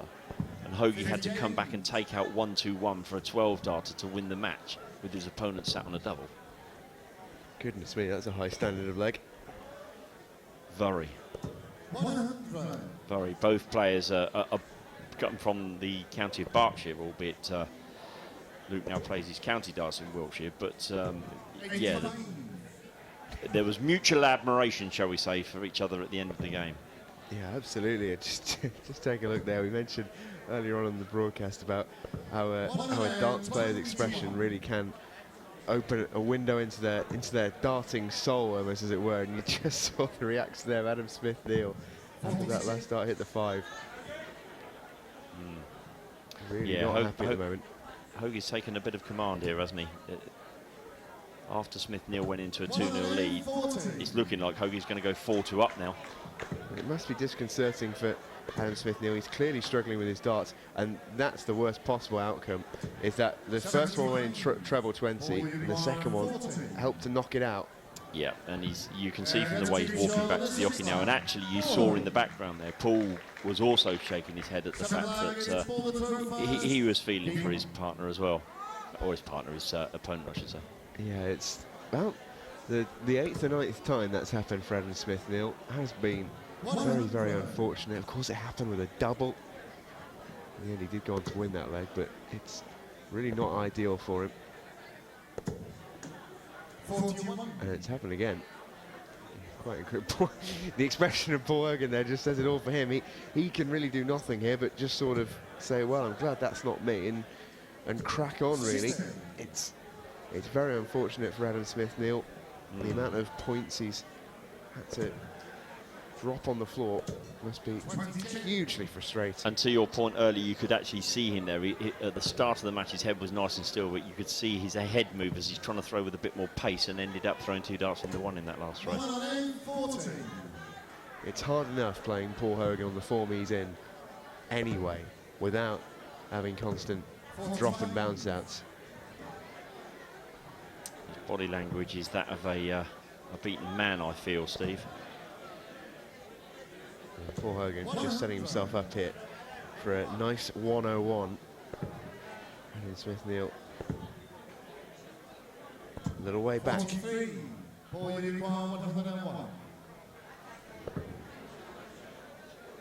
Treble 15, treble 10. Leaves himself 56, which is a nice little 2-darter for him. And Smith-Neal a little way back. See there the frustration really hurling them in. So he's going to go 20 double 18 here, isn't he? And there's the 20. There is the double 18. And the match for Paul Hogan. Frustration for Adam Smith-Neal. But ultimately, a big smile on the face of Paul Hogan, who makes it through to the final. And he will face an in-form Scott Mitchell. That should be an absolute cracker. Most definitely. We will be back with the ladies' final, Steve. So. And welcome back to Chelsea. This is the England national singles final. Dita Hedman versus Trisha Wright. 2 ladies who squeaked through their semis a little bit earlier on front runner by 5 legs to 4, both of them going to deciders. And in that sense, this is a very difficult one to call. It is, because I thought Trisha played exceptionally well to beat Lisa, especially coming from 2-0 down, Steve, against Lisa. I think Lisa would be the first to admit that she didn't play quite to her standard. But full of resilience, I think Tricia was, and she nailed her doubles towards the end. Had a little bit of problem on tops in a couple of legs, but she certainly nailed her doubles. And Dita, of course, the last leg and that winning the bull, really played a beautiful last leg to see off Lorraine Winstanley. So I'm not really sure where my money is here. A lot of respect between these two ladies. It is Tricia Wright who has the throw. Two English ladies refereed by a Scotsman. 45. Looks like we've got a new board on for the finals as well. Just wonder if that was influenced maybe by the last game we saw, the men's semi-final. Possibly. Just very quickly in the break there, popped out to see the tournament organisers to get their views, and very quickly was, whilst obviously feeling extremely sorry for Adam, because you don't want that to happen to anyone, and you couldn't see it coming, if you know what I mean. There hadn't been a spate of falling out of the boards in the previous matches, so maybe just one of those things, but I'm sure they'll take the board away and have a look at it, give it back to 180 to maybe have a look at. Just right there. Good shot there, 140. Looking at a big 140. Supported down on the floor by her fan club, which has been raucous. And getting right behind her. Indeed. Best of 9 takes the title. Title, which incidentally Dita Hedman is seeking to defend. Indeed. She was the winner last year. Correct me if I'm wrong, she won both titles here last year, the England National Singles and the England Open. So she did indeed. She does like this competition, it's safe to say. To be fair, Dita likes most competitions, but it's very fair to say, yeah.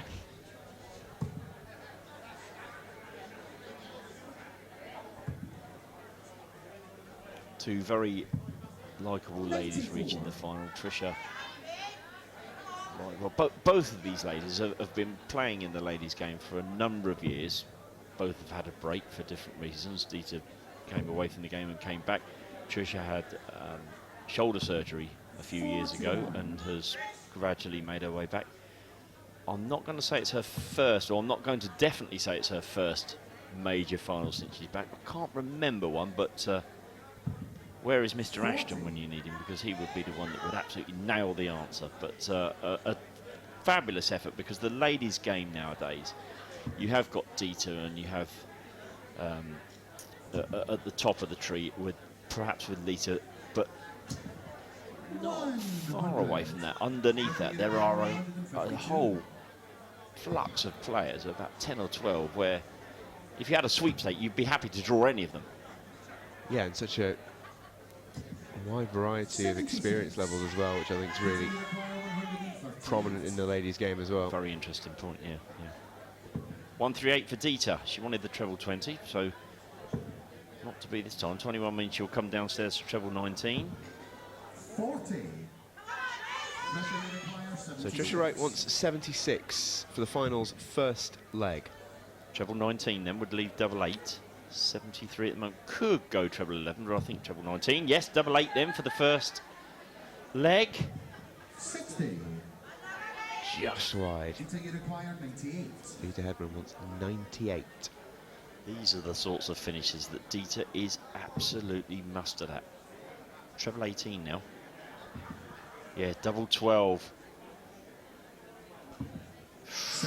I was about to say it's that killer instinct that she has around the sort of 70 to 100 and just over that finishes. Tricia Wright wants double 8. Still wants it. And it just won't quite go in for Tricia Wright. So reprieve for Dita Hedman and a chance to break the throw in the first leg of this ladies' final. It's unbelievably close. Double 6. It's unbelievably close. Double 3. And not quite. Dita Hedman doing a tour of the board. Couldn't quite get one to stick. Tricia Wright will move now to double 4. Double trouble for the ladies in the first leg. What a leg to have it in. What a crucial leg as well. Dieter Hedman wants double three. She might go 2-2-2. She sticks on the threes. And she gets it. And Dieter Hedman eventually takes the first leg and breaks the throw in doing so as well. A really crucial leg that. And Trisha Wright can really only look at herself there and think what might have been. No, I agree with you totally, Steve. That long way down for double three for Dieter. She's a tall lady. She invariably, if Richard's around, she calls Richard to try and hit double threes for her. But Trisha lost the first two legs in the semi-final to Lisa, having had darts in the double at the first leg, if I remember correctly. So she certainly won't be counting herself out. She might be a bit cross with herself, but she won't be too disheartened, I'm sure.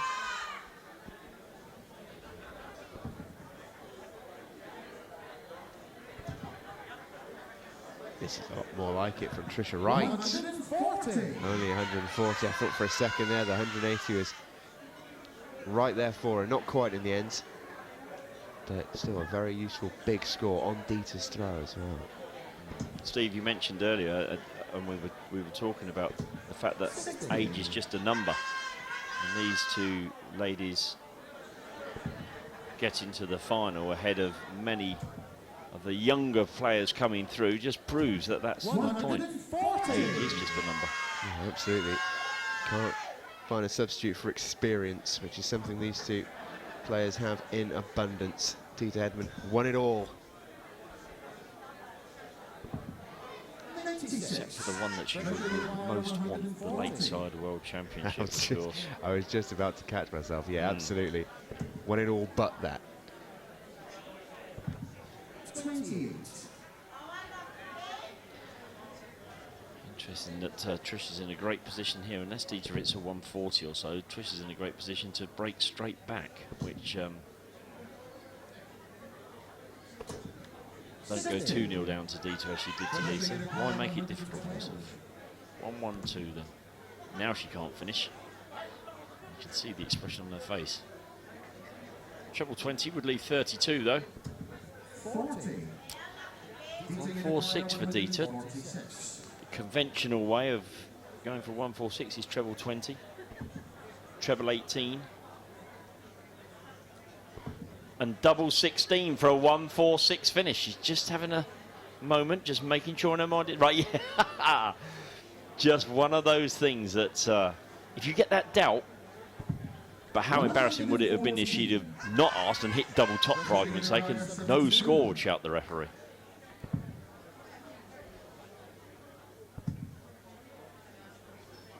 Double top for Trisha Wright and gets it. And Dieter Hedman nearly took out a fantastic checkout. But all that is for nothing as Trisha Wright bounces straight back and breaks back. It's 1-1 in the national singles final. Indeed, you wonder whether that just having to stop, the flow was there, wasn't it? Treble 20, treble 18. Oh, hang on, what do I? And it perhaps just put her off her flow.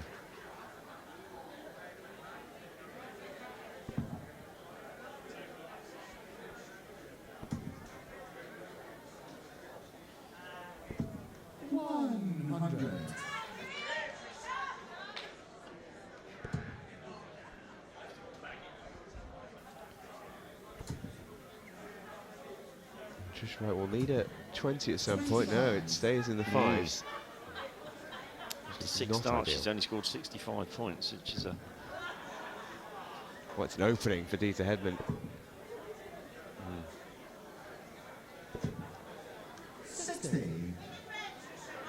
Dieter Hedman not hugely taking advantage with only 160 scored from 6 herself.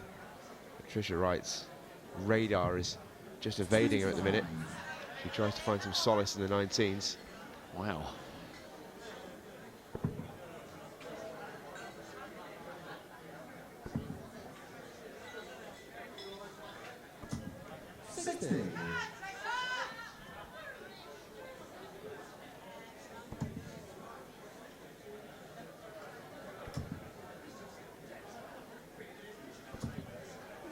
Trisha Wright eventually getting her line back and sticking a ton in the board. But Dieter Hedman here can almost, in essence, steal the darts with a big score. 140. And she does just that. Great darts from Dieter.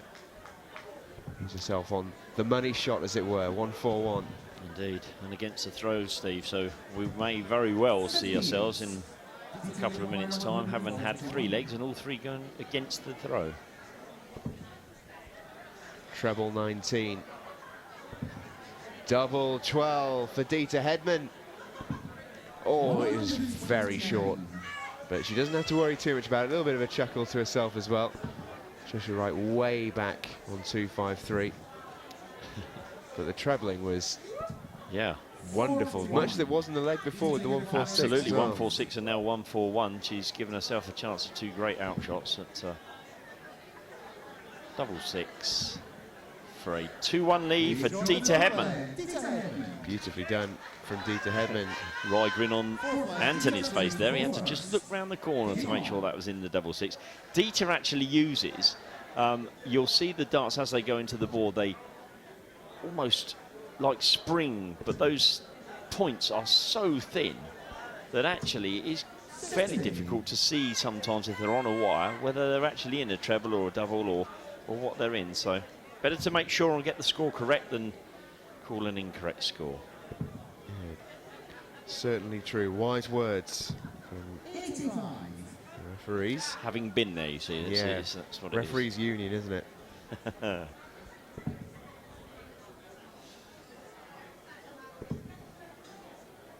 as you mentioned, Nick, every leg gone against the throw in this final. Yeah, it has. It has. You mentioned how important the ball-off has been essentially in this competition with such a short format and the throw mattering so much. Well, it's not matter as much if we're seeing constant breaks. Well, that's right. But that said, I suppose if it does get to 4-all, the person that goes in with the throw, which would be Trisha as it happens, you still would say that they have the advantage, even if all 8 previous legs had gone against the darts. If you know what I mean. Trish just finding a range with dart 1, not so much with dart 2 or 3. Just lacking a touch of consistency here is Trisha.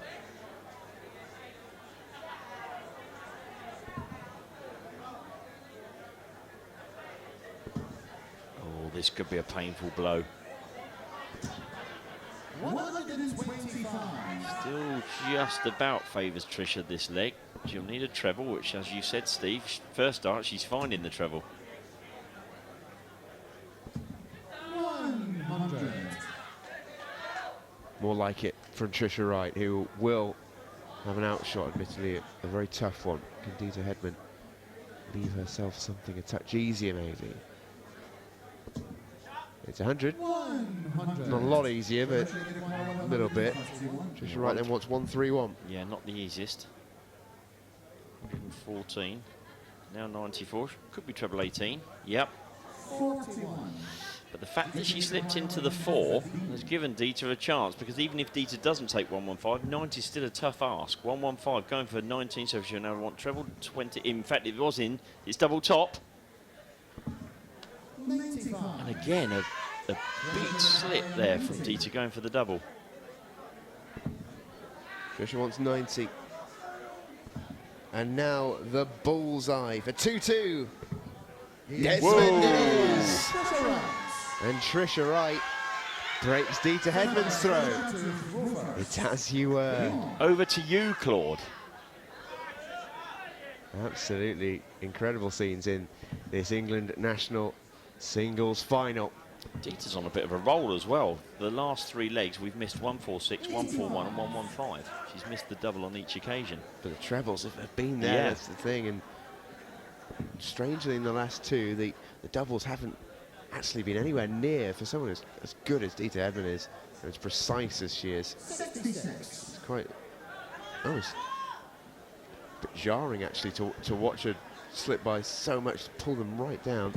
But Trisha Wright certainly made her pay there with a bullseye finish. Yeah, you'll notice that Dieter does wear sweatbands on her wrists, and that is because she has, or if in this heat, I'm sure all the players do, but Dita particularly gets very clammy hands, so you do see her wiping them, and very often she has a bar towel or something on her trousers, and you saw her just wipe her hand on her trousers there, but she'll also be wiping her darts on her wrist, sweatbands, etc. So, and we can't emphasise enough how warm it's been here today and how warm it will be. And I can imagine as a dart player, well, grip is everything, isn't it? It certainly is.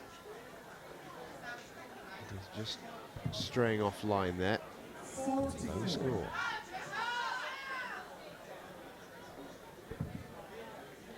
So we could have our first hold of throw here. It's looking favourable for Tricia. Yeah, she hasn't actually had to, in this leg at least, had to work particularly hard for it either. Dita just slipping away from her power scoring. Yes, I think that's the 4th treble 1 that Dita's hit in this league. She had 2 in the first throw, another one that followed, and then that one there.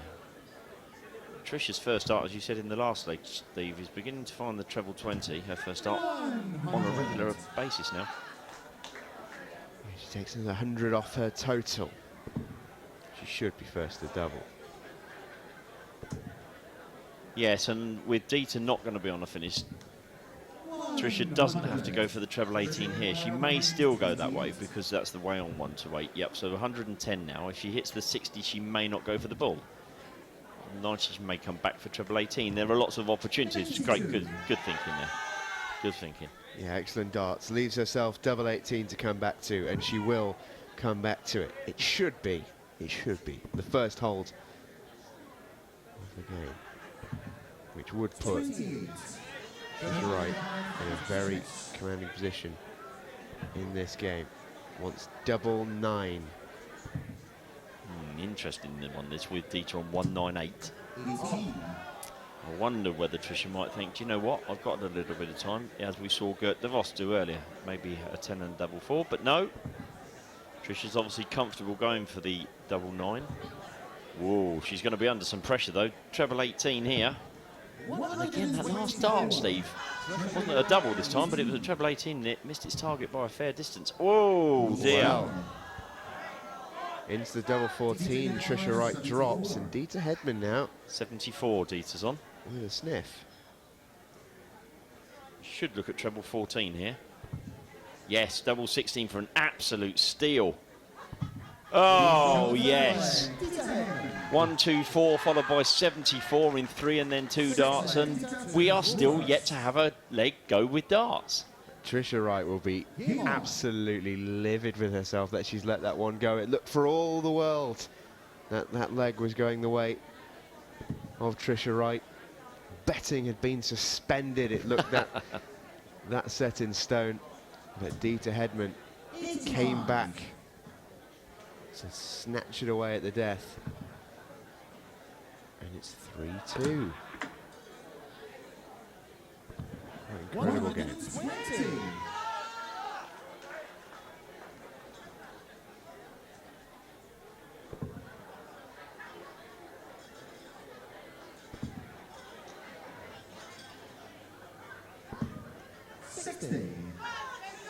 Only 60 from Dita.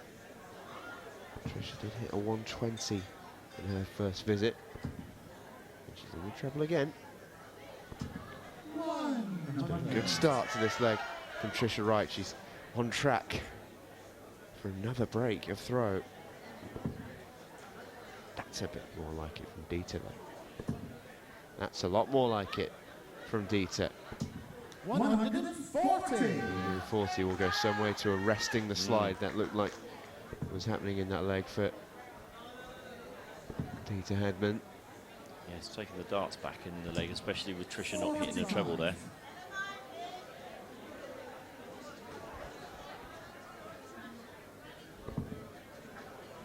Come on, she tells herself, come on. There we go. Now downstairs for the 19s. 80 to lead 136, so a nice straight ton for Tricia would level things up.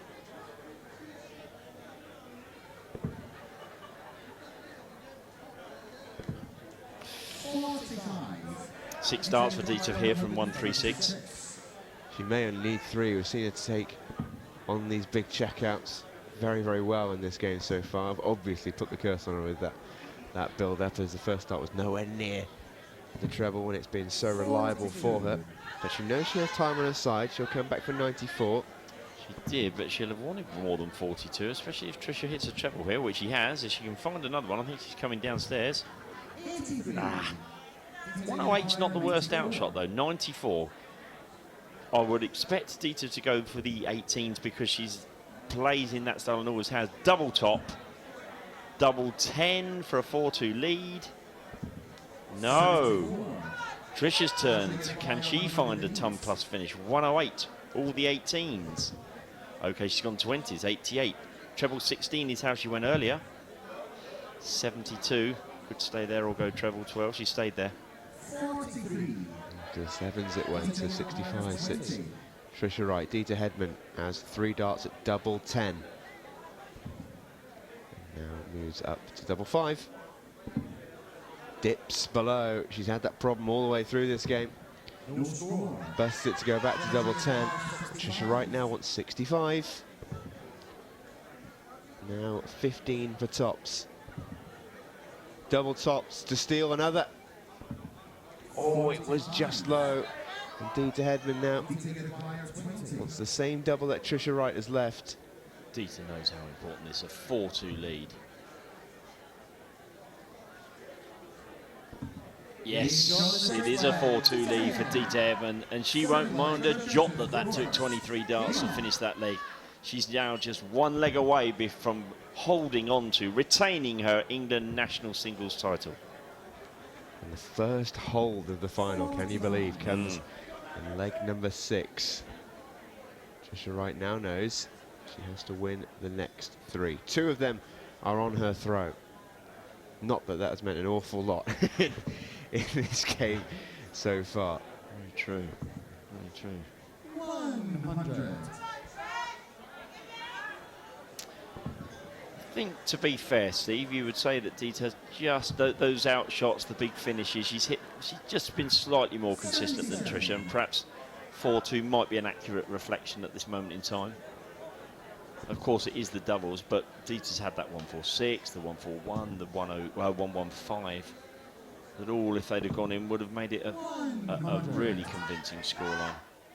But Tricia knows it's not done yet. She knows she needs to find that treble 20. I'll talk them in for Tricia. Doing a fine job of it as well. Dieter Hedman and 301. Another one would go down very nicely. 140. And it does indeed. Your turn to talk them in, Steve. Tricia Wright just rediscovering her treble 20 form hit. 100. Is it too late though? Dieter has 6 starts from 161. This would be some way to go out. Won't do it this time.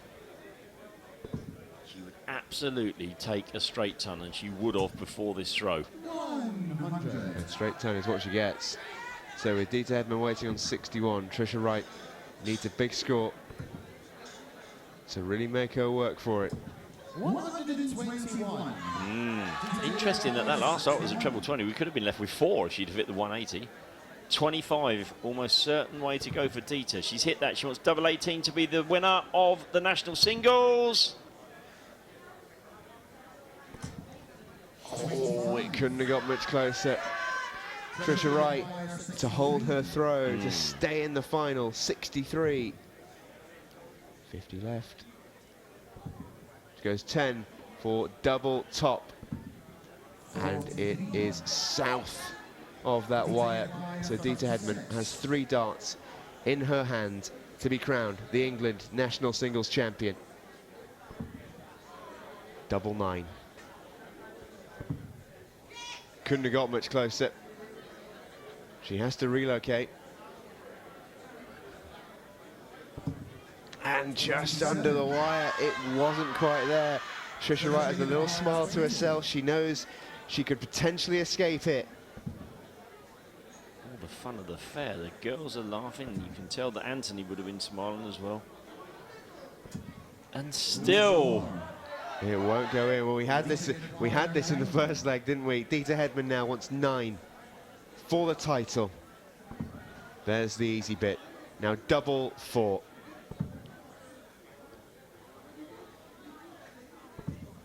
And it wasn't even that close, you know. Trisha Wright, rallying cry. Double 10. That one is close.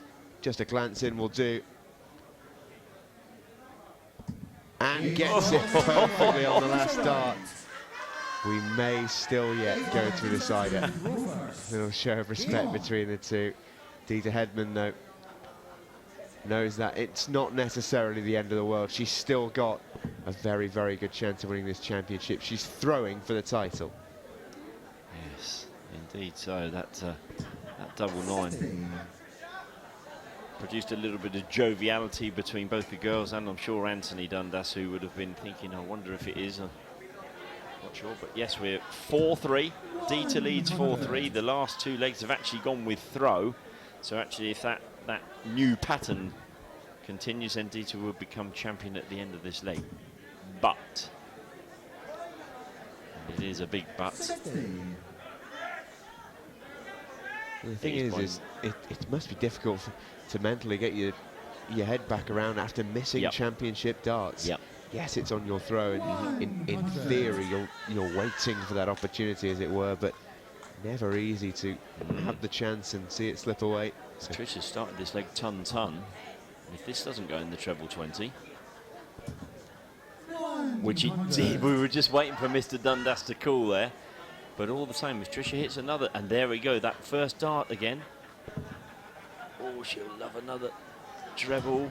She has the advantage here, and we could be going the whole way, Steve. quite possibly. That's a great first dart, though. Plenty more room there. Not directly on top of her. She has got quite thick barrels on her darts, Dieter Hedman. Doesn't allow for much stacking, at least. 7-6, this is not... Oh, that's a lucky deflection. She'll take that downstairs now. A to not knock it out. 122 to leave 54. A super shot from Trisha Wright. Dieter Hedman will look to put Trisha Wright under the microscope. And of course, Trisha would have the darts if we go to a 9th leg, Steve. She would indeed, but we've got to get there first. There's the easy bit. Double top for a decider. Second time of asking, Trisha Wright takes us all the way. And these ladies who went the distance in their semi-finals will go the distance once again at the end of this competition. Brilliant entertainment here.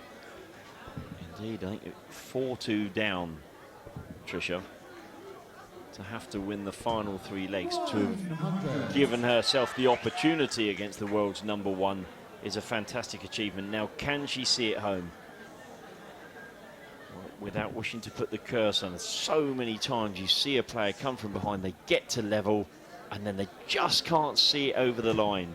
It's going to be so interesting to see where this final leg takes us. We've seen clinical finishing. We've seen crazy legs which have lasted far longer than they ought to have done. Dieter Hedman has missed several championship darts, don't forget, when she was 4-2 up. Those darts at #9 and #4 will haunt her for a while if she doesn't get over the line.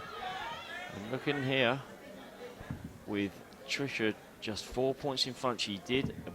We come down to that bullseye again, Steve. Trisha had the throw in this leg because she won the bullseye off stage before the start. 2-6-1, 100 points, give or take. We won't quibble over a point. Wants a treble, doesn't find it. A very low score as well, slipped into the 7. So an opening for Trisha Wright. Real opening. Can she really put the hammer down? Will want a treble. Doesn't quite get it. Dieter Hedman not punished as she might have been.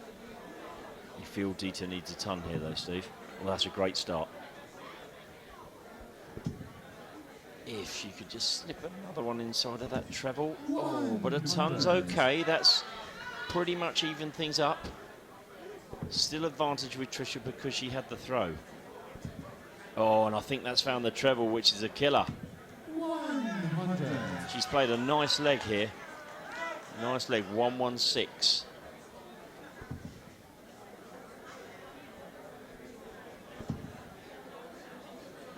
She found another treble Dita. Champagne shot of 132, but 116 for Tricia Wright, treble 20. Now she can't finish. She should stay on the 20s. 25 leads 91. Must go treble 17 here. Well, you mentioned it'd be the champagne shot. What better way to win a title possibly for Dita Hedman? Treble 19. Not quite there. She'll go back upstairs. Well, she went for 16s. Yeah, went for treble 16, would have left double top.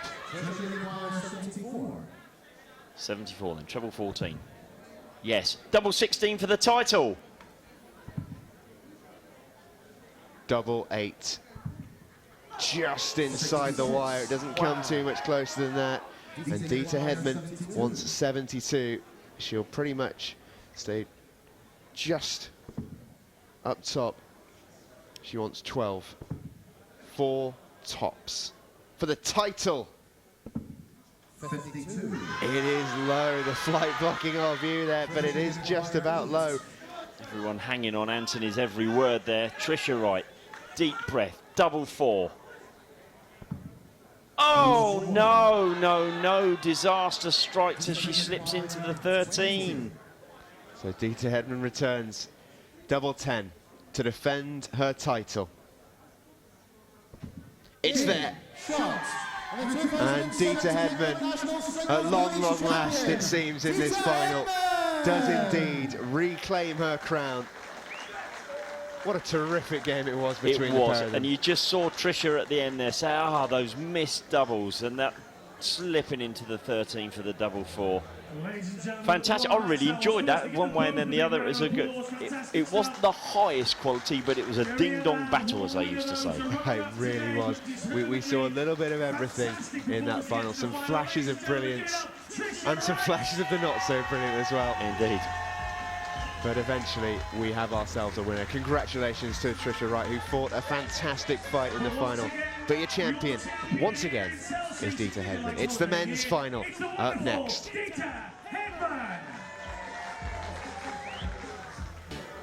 Welcome back to Chelsea, to the England Open Festival. This is the England National Singles Final. Scott Mitchell versus Paul Hogan. Stephen Jameson here alongside Nick Rolls. And Nick, we've just been chatting in the break there about how much we are genuinely looking forward to this game. It should be an absolute belter. I couldn't agree with you more, Steve. I think that judging by the standard that we saw in the semi-finals, Scott was hitting 140s for fun. Hoagie had that little blip in the middle, but then he was piling in the 140s himself.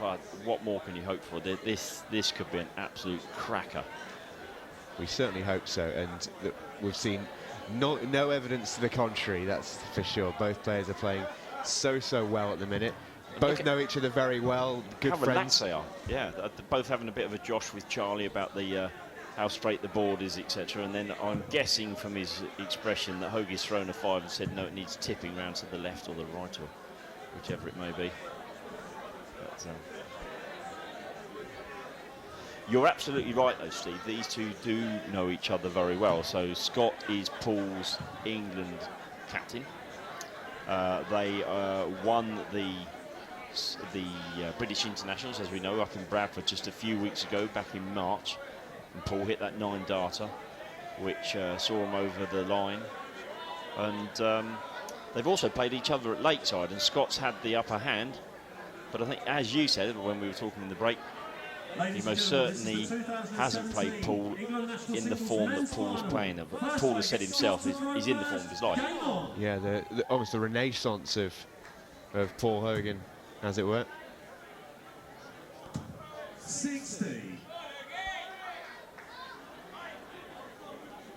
Yeah, the renaissance of Paul Hogan, which only started last year, really, at the Grand Slam, when he took out some very, very big names on the other side of the pond, as it were. Yeah. And that's, you know, that's one way to certainly make a name for yourself, is to, well, eliminate the other world champion from a tournament. Yep, very, very true. I mean, to beat Gary Anderson and Adrian Lewis in that tournament, and I know that Paul was telling me that Adrian Lewis was extremely complimentary. I'm not saying that Gary wasn't, but Adrian afterwards said, fair play to you. You know, you beat me hands down, and good luck for the rest of the tournament. And what more can you ask from a player than to respect the fact that they've been beaten in such a way?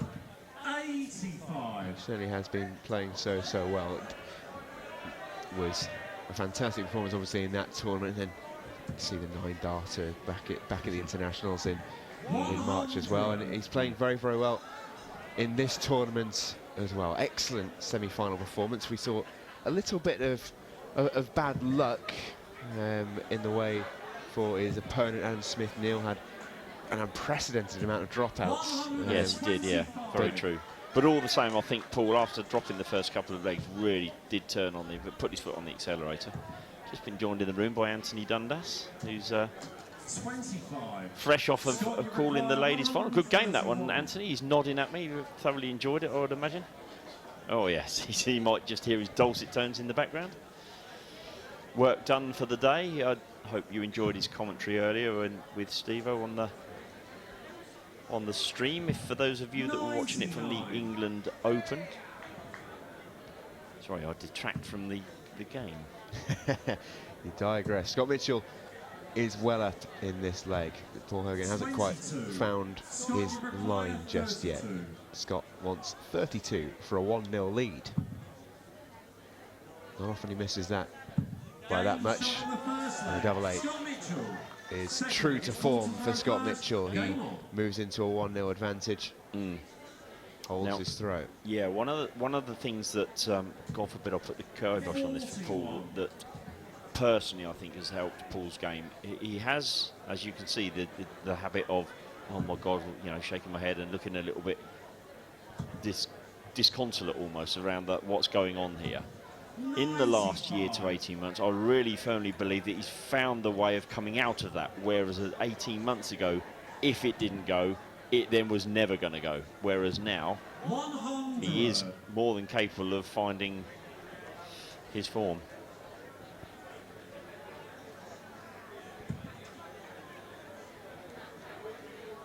We saw in the semi-final, Scott, whenever that first start went into the treble, was so good at following that in.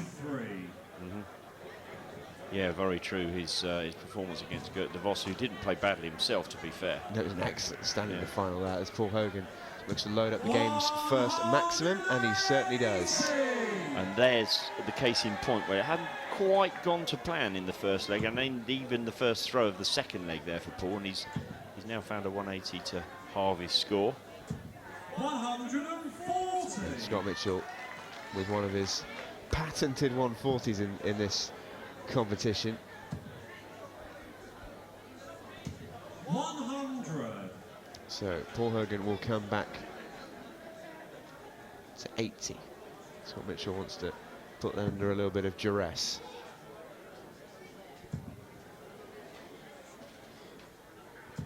Paul, you require 80.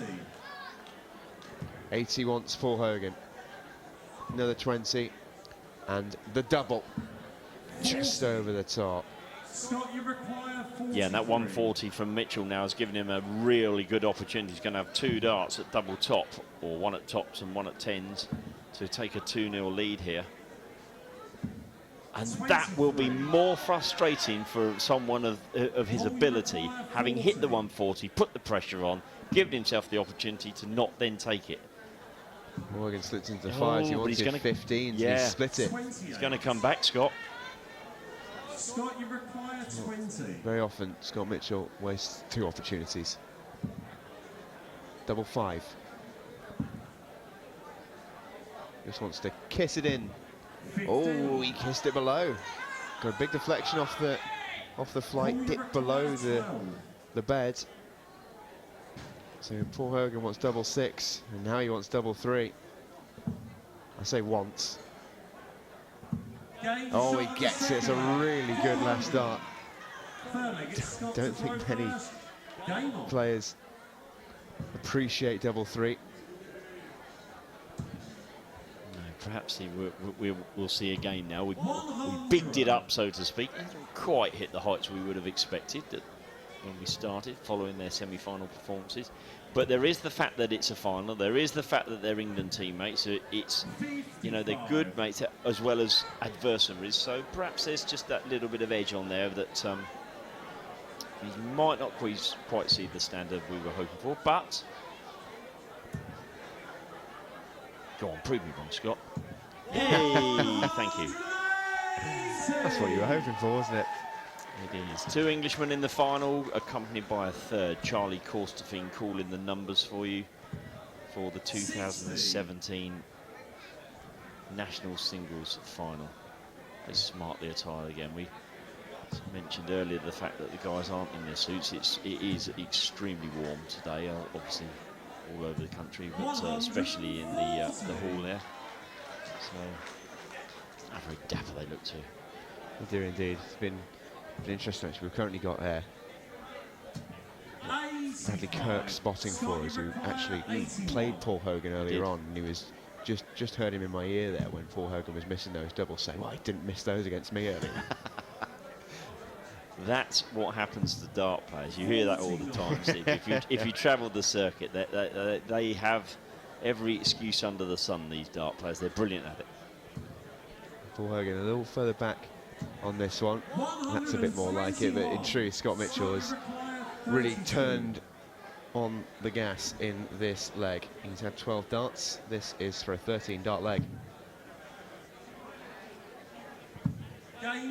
14 it is.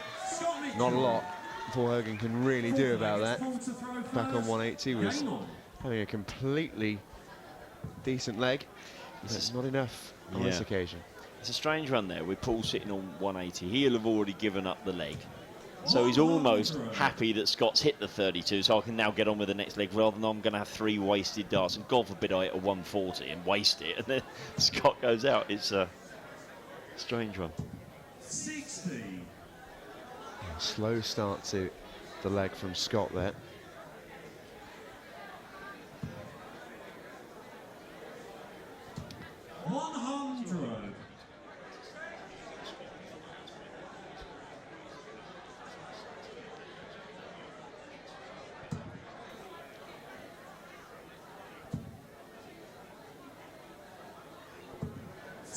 And again, Scott only finding 60. It's been a bit out of form for him. He's been so prolific on the scoring today. I saw him in that semi-final. Very, very good average. 140s for fun against Geert de Vos. Yeah. You do have to bear in mind, Steve, that the guys here, what time are we at now? 7:10 in the evening. The first game of the day was on at 9:30 this morning, and these guys would have been up and ready to start their own campaigns at, I believe, 10 o'clock. So it's been a long old day in the heat, and both got to the last 16, both got eliminated at the last 16 stage. So it's not that they've been able to go away, have a rest. So fatigue will play its part here, I think. Scott's got a chance here, especially if he fills this up. 140. It's an equal leg here. 120 is your Shanghai, which you called home earlier, Steve. Well, there's the treble. He wants the single. We saw Scott do this earlier. It's now the turn of Paul Hogan. Superb darts from Paul Hogan as he makes it 2-2. We stay all square. And we see Shanghai's doubled here in cell C. Indeed, 4 legs with the darts. I think if it were a boxing match, you'd have Scott slightly in front. He's looked the more secure on his own throw than perhaps Paul has, but Paul will not be worried about that in the slightest, because as they say at football, it's a score in the bottom, well, in this case, bottom right-hand corner that matters. It's 2-all. Whoever's had the possession doesn't matter a jot. And Paul will be taking a little bit of confidence from the fact that he knows he can play better. And if he can play better, he's going to give Scott Mitchell some real problems. Come on to Scott. On to treble. Gets it at the third attempt. The player to referee for Scott is quite often, as he walks up to the board, chuntering away to the referee. It's makes for an interesting game. Talking about himself and what he should have done or what he shouldn't have done. It's a great first start. Plenty of room for more. He finds a second. He should be first to the double. I find it hard to imagine he won't be. Paul Hogan will want to put him under a little bit. Nearly did so with a maximum, but no, that wasn't a great dart there, Steve, because had he have hit a single 20, he'd have left 163 on 183. Should have been looking at 19s at the last dart, but hey. Scott Mitchell bangs in double top to hold his throw, take us to 3-2. It's been an excellent performance from both these gentlemen so far. Look very assured on their own throws. Yeah, so I think Scott will be feeling just slightly more confident. I think we may have a problem with the scoreboard. I can just see the guys from the EDO having a quick look. The laptop seems to have frozen in some way, shape or form. That's why Scott's just taking his time.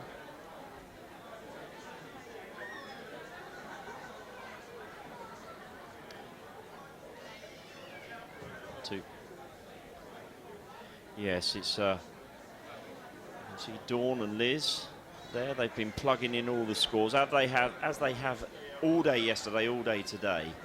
It's a fabulous job they do because they have to keep their concentration so well. But we're back with the game now, so well done to the ladies and to Bernie for sorting out a very small technical issue. And well done to the players, kept their composure well. You could see Scott there looking down at the ground, just concentrating what he needs to do, and it's made absolutely no difference to him whatsoever. It really, it's like he's never been away. Another 140 on the stage for Scott Mitchell tonight. And that's just what he would have wanted as well, because perfect way to start that leg where Paul Hogan started with an 85. The fabulous thing from the markers' point of view, they are so keen to do well because they know that it affects the game and it affects the viewing, it affects the players.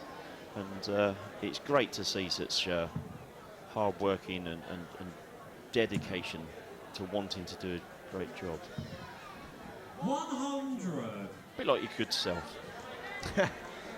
Too kind, far too kind. That's a tenner you owe me, by the way. It's in the post. Is it? Scott Mitchell looks to hammer home an advantage here. 100. It's 100. He'd have wanted that to be more. Yeah, Paul cannot afford not to hit the treble here. He really can't. I just get the feeling he's thrown a bit slower than he'd want to. Perhaps, and I know there are some that think Scott throws slowly. I don't actually think Scott does throw slowly. He's methodical, I would rather call it. Perhaps not to the speed of some of the other players, that may just be having an effect on Paul. You can see him trying to G himself up. It's he's definitely slow, throwing it that a little bit slower than he would normally, and maybe not so much this throw. And it's very conscious for the players to say, I'm throwing too quickly, I'm throwing too slowly, to try and get themselves back into their rhythm. Scott Mitchell did want the classic treble 20, treble 19, double 12 combination. Wasn't too close to it there, but Paul Hogan wants 116. Here Double he comes. 18. Double 18 is what he loves as well. It wasn't there. So Scott Mitchell with a chance to break the throw and put himself in a fantastic position to win this final. Double 10 inside the wire, and it's a let-off for Paul Hogan. For the second time in this final, although he may still get the chance to come back if Paul doesn't hit double 4. And he has, for the second time. Scott got himself into that winning position and couldn't execute. And you can see him shaking his head. That's exactly what he'll be telling himself.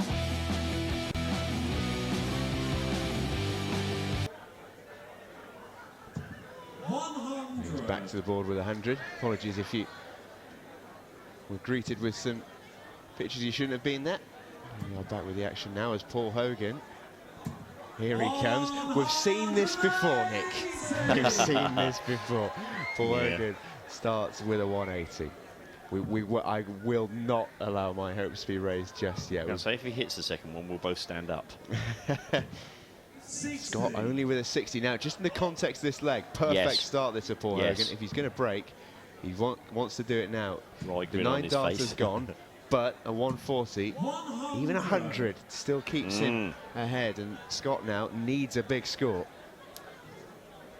I was saying a couple of legs ago, I would say as a boxing match, it was just in Scott's favour, but the possession meant nothing. And this could be exactly that scenario playing out, because Scott's had 2 great chances on Paul's throw to break the throw. Hogan's not had a chance at all. He may take one and capitalise on it. Yeah, it was an important 140 from Scott Mitchell to keep him in it. And a solid tone from Paul Hogan. He will be first to a finish. He might not be first to a double. Yes. Treble 19 leaves double 12. He'd have taken that at the start of that throw, 62 left. So Hoagie, 121. Treble 17. No, so Scott comes back for 62, and the pressure not quite as high as he would have thought it would have been. But he'll be thinking, I've got to hit treble 18 here, and then double 4. Whoa, yes, clinical finishing from Scott Mitchell. Fantastic darts from Scotty Dog to go within a leg of the title. He's at match point. And make no mistake, he was in trouble in that leg as well. Yeah, brilliant recovery. Just allowed his scoring to shine through. Several double, treble 20 efforts, which is exactly what he needed in that leg.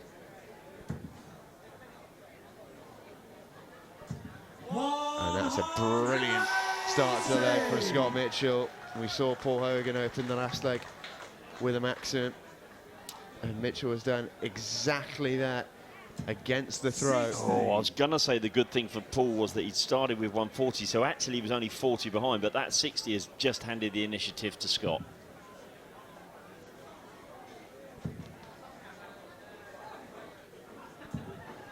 Only a 60 from Scott Mitchell.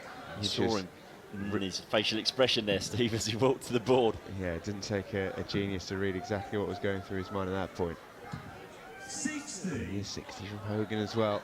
The scoring just slips away. And Scott just taking his time here, just to compose himself.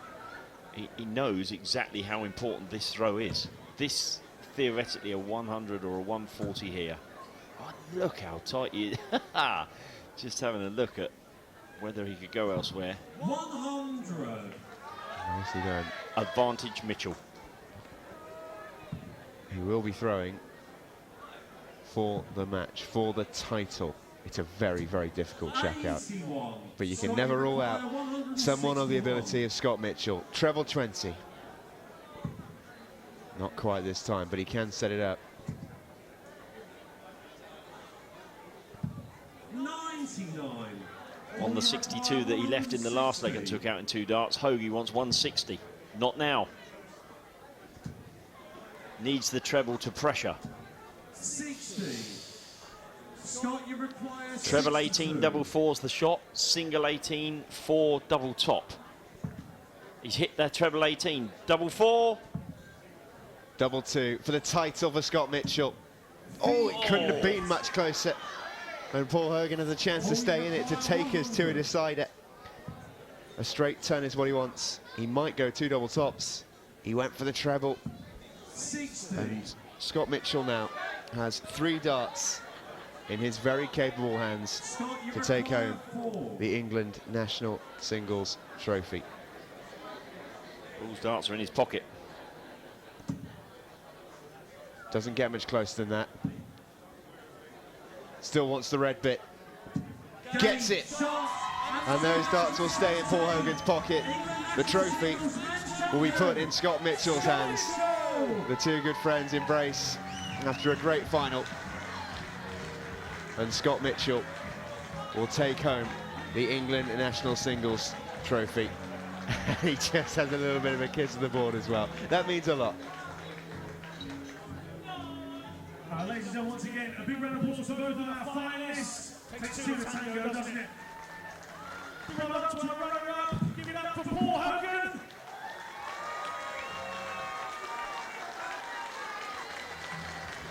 The winner of the 2017 England national singles title is the Scotty God, Scott Mitchell.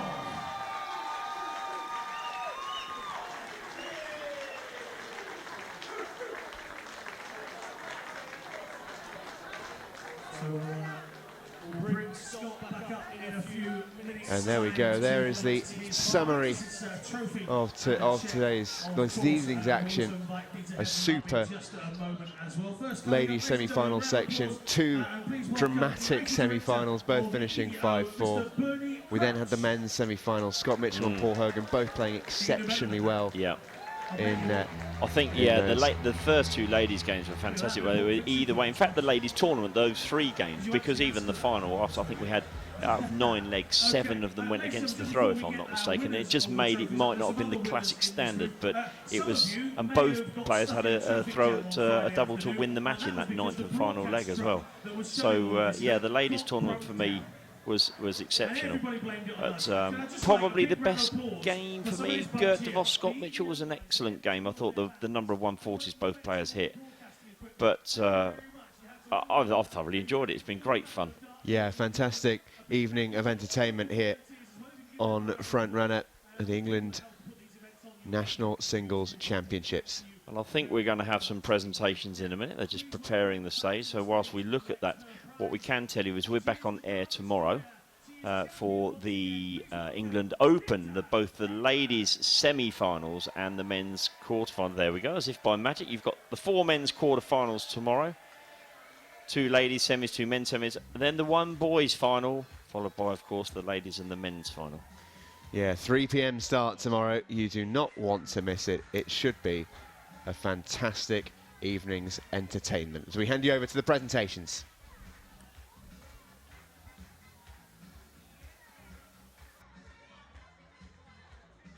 Once again, ladies and gentlemen, round of applause for Dieter Hedman. She collects her trophy and a cheque for £800.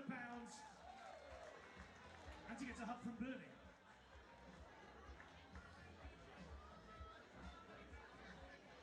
Thank you very much. Stay where you are, Dieter, for me. And once again, let's welcome back to the stage the dog with the biggest bite on the night.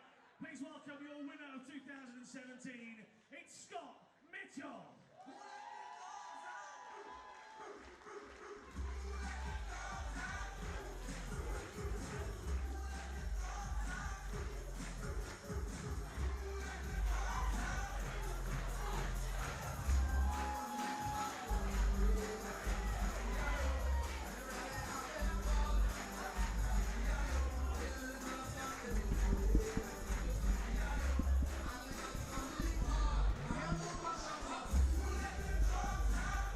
And once again, not only does Scott collect the trophy, he also gets himself a cheque for £1,600. Dieter, oh, look at that. Let's have some photos first. You are the better looking one. You do realise that, don't you? I would like to think so as well. In they go. Ladies and gentlemen, whilst they get their picture took together, champions together, big round of applause for Scott Mitchell and Dieter Hedman.